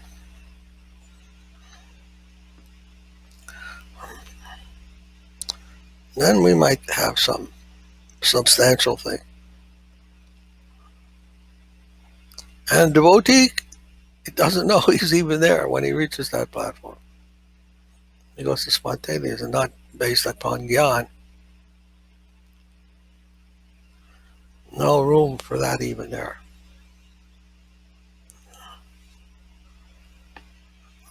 By the mercy of Guru, by the mercy of Krishna, by the mercy of Mahaprabhu, one can enter, have a chance to enter there. That's all.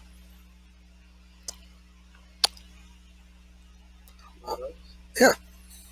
There was another point that the Jainas and also we see some of the pagans, they discuss Yes. that they have so much of feeling Uh, for the animals, yeah. they don't have much feeling for the plants.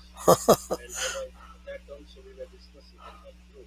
And Pokrana was also discussing, saying that we don't consider compassion so much for the plants because they don't have so much feeling of pain than animals. Then I was asking him, if somebody is unconscious, if you kill him, is it not a crime? If you kill some unconscious human being, who is unconscious at present or sleeping, is it not a crime? Then he told, yes, that is also a valid point. I think we have to discuss this thing and from our acharyas, and I will get back to you why they are not having compassion for the plants. So like that. You should. What did you say to him? Whereas, What did you say beyond that to him? I not wanted to force any idea. Just I asked No, you can tell him. You see, then your idea, then your philosophy is not complete. You have not an incomplete philosophy, because and in Bhagavad Gita, Krishna says patram, pushpam, phalam, and toyam. Offer me these things. Then there won't be any problem for you. You're avoiding those things, so there's no problem for you. But we don't say avoid them. We say offer them. And there's no problem. They're trying to avoid the problem of killing. Not, but it's partial. They're getting some problem from eating the plant, killing the plant. Already the problem is there. Then it's not a complete system, not a complete conception they have. Ours is a complete conception. Take the plant. That's okay. You offer it to Krishna, then you can take it. Right? So this is a real understanding, and not just to avoid the killing. One side of the issue. We can't, in the scripture it says, Jivo Jiva Sajivanam. Jivo Jiva Sajivanam. Life requires life to live. To live a life requires to eat life, to take life, in order to have life. We don't eat dirt. Not that we can eat anything that we pick up. We only eat the living things. Because that's the nature. Our nature. As life has to take life in order to have life.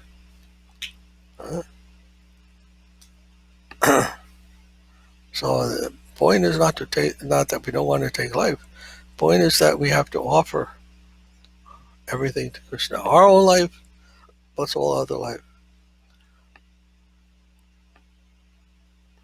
That's complete philosophy. I have discussed this, not in detail, but as you are explaining in detail, so I will also try to write this point also. Okay. To them. Okay, good. Any other?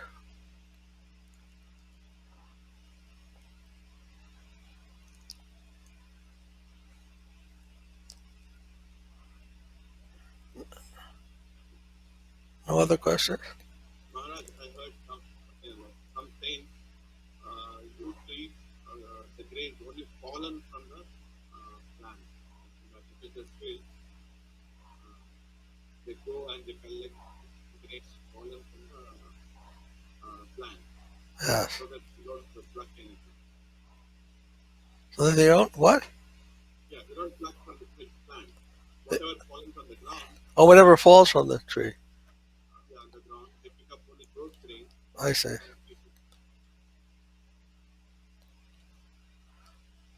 And the Prabhupada also, like I read from the Prabhupada teach students how to be self-sufficient. Yes. So Prabhupada is self-sufficient, what they're talking about. Prabhupada already followed. I explained that, yeah.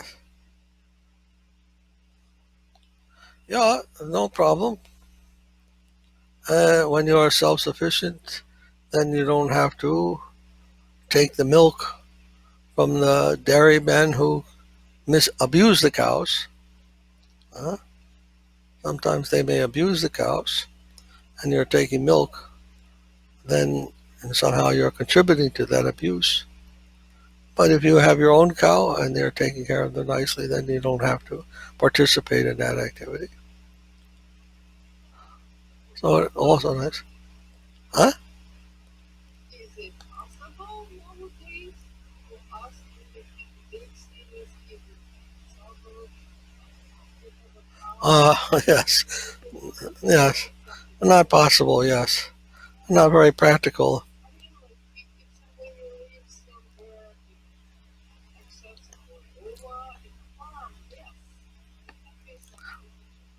Or if like, people have communities Right. who doctors Yes, of course. and they got a land and to do everything there. Anyhow, so I think if I put in the movie, they would show that yeah, they would do it because yes. Anyhow, the idea is that even if you can't be self-sufficient, not that you have to be, but even if you can't be, then you can still engage in devotional activities. You can still be surrendered, and you can still be serving in other ways. That's the main thing. In other words, it's a very comprehensive devotion, or bhakti is a very comprehensive conception. It doesn't leave anything out. It's not that you have to have special arrangements to be surrendered. Any circumstance. Even you have to eat meat, then you can still be surrendered. It's possible. If one is in a particular situation. So it's not the rules and regulations per se, and it's not some idea, some restricted idea that you have to be restricted by. One has to understand the principle of surrender. And that can always be detected. I mean, there are so many stories that we heard how one can understand who is a devotee just by their surrender, not by any particular circumstance.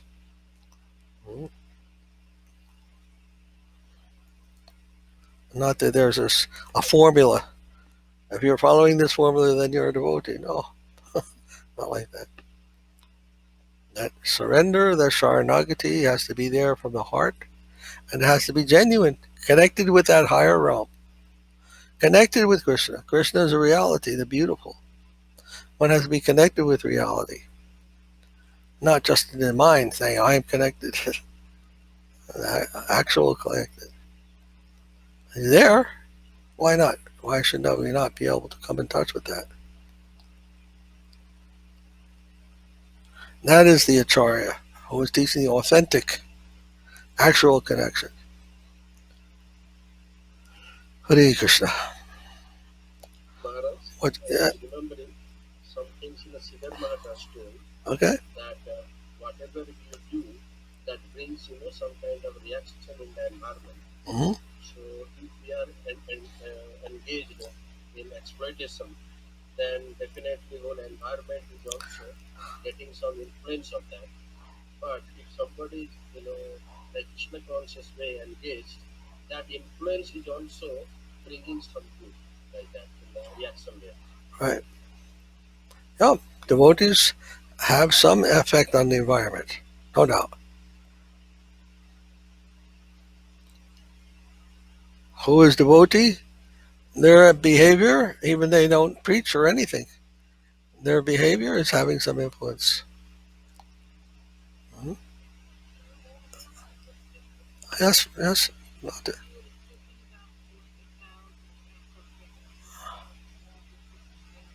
Okay.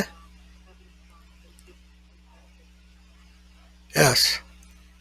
Dairy. So while it's, we know the dairy industry is very these days, but if you're buying milk from milk, is that contributing or buying milk for the cow for the benefit of the environment? Well, yeah. Yeah. I would say that Krishna likes milk. He likes milk products. So we offer it to Krishna because he likes it. Now, you may say, well, you're contributing to the cow's pain because they don't treat the cows very nicely.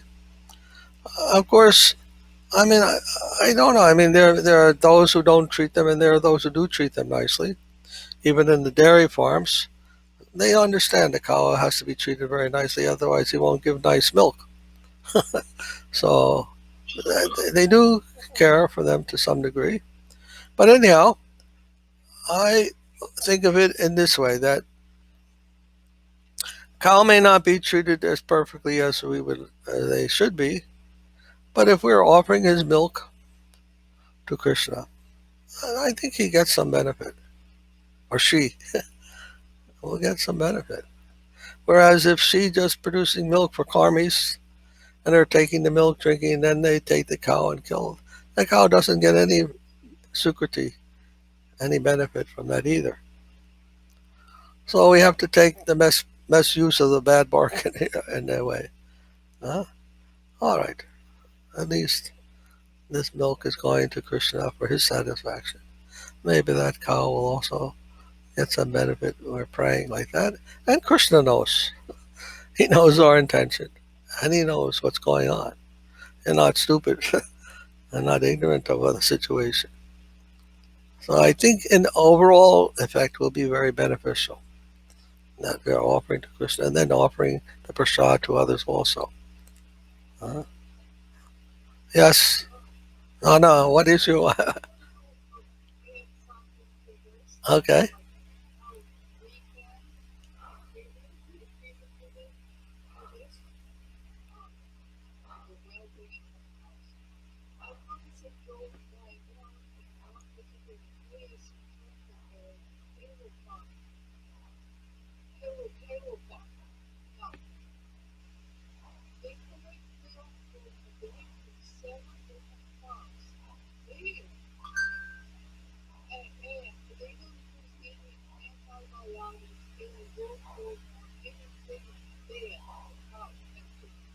Right.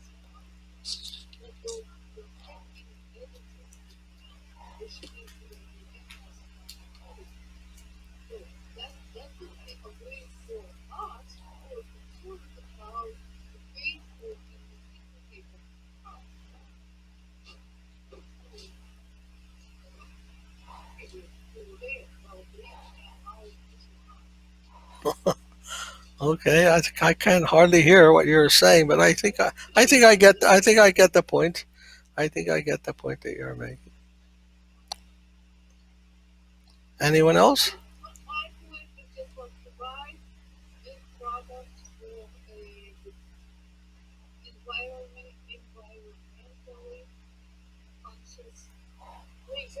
Yes. Yes.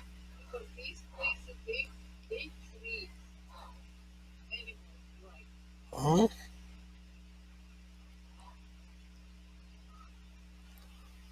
So I think by spreading Krishna consciousness, the conception, Krishna consciousness, and from a sincere heart, then some benefit will come, and the situation in the world will change. I think like that.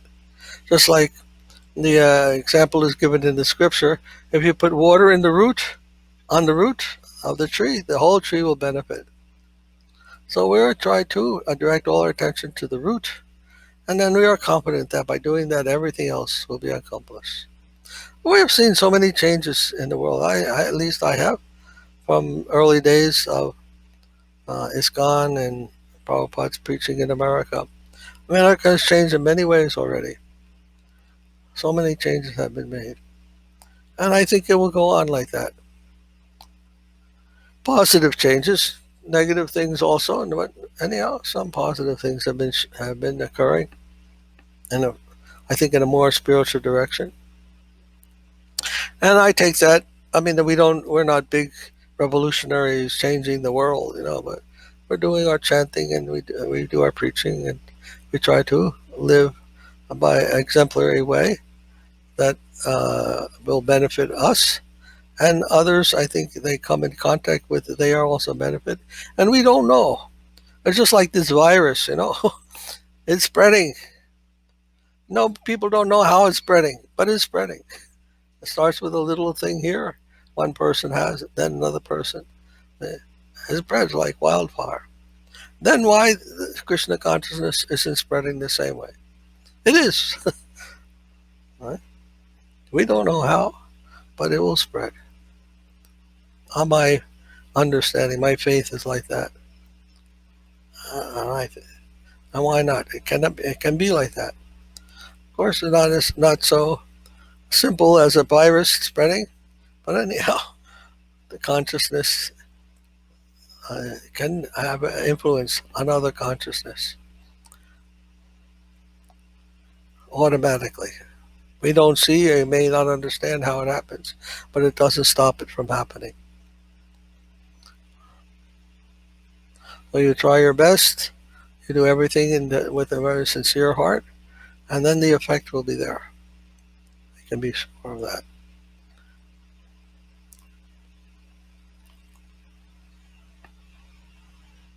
This platform seems to be a lot of it will disconnect you. Uh, I don't know. This button. I see. Where is it located? Anybody know? It's in the U.S., but I'm not sure where. I'll go somewhere. I don't know if it's in the cloud or where. Extension, I guess. Anyhow, we can experiment with other ones. Now you sent that link, and Krishna Kesava can look into that. As a matter of fact, I checked it. It says,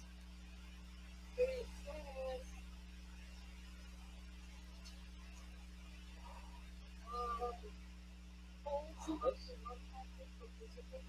Okay. Meet enroll everyone who may encounter restrictions. Connect audio with phone, dial in or over with the Puri or desktop application call, whiteboard screen share, or the restricted number of users. For limited All right. He will have it. I will send these to We'll look at it. Shama and we will check if it's Okay. Yes. Very good. Yes, we'll look into it. All right. Then my Dandavats. I think tomorrow we have Sangha with Acharya Maharaj. Oh, yes? At what time? Yes, Maharaj. At what time? 7 o'clock India time. 7 o'clock. PM India time. 7 o'clock. At India time? 8:30 a.m. U.S. EST. Huh? 8:30 a.m. Eastern Standard Time. Oh, 8:30 a.m. on New York time.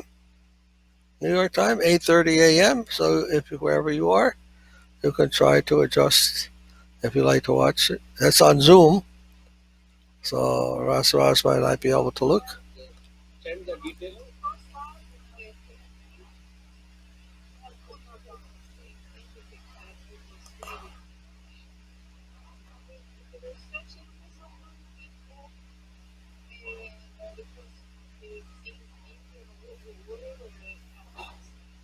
Oh,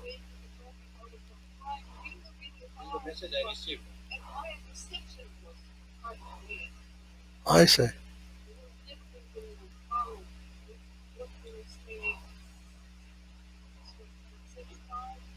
Hmm.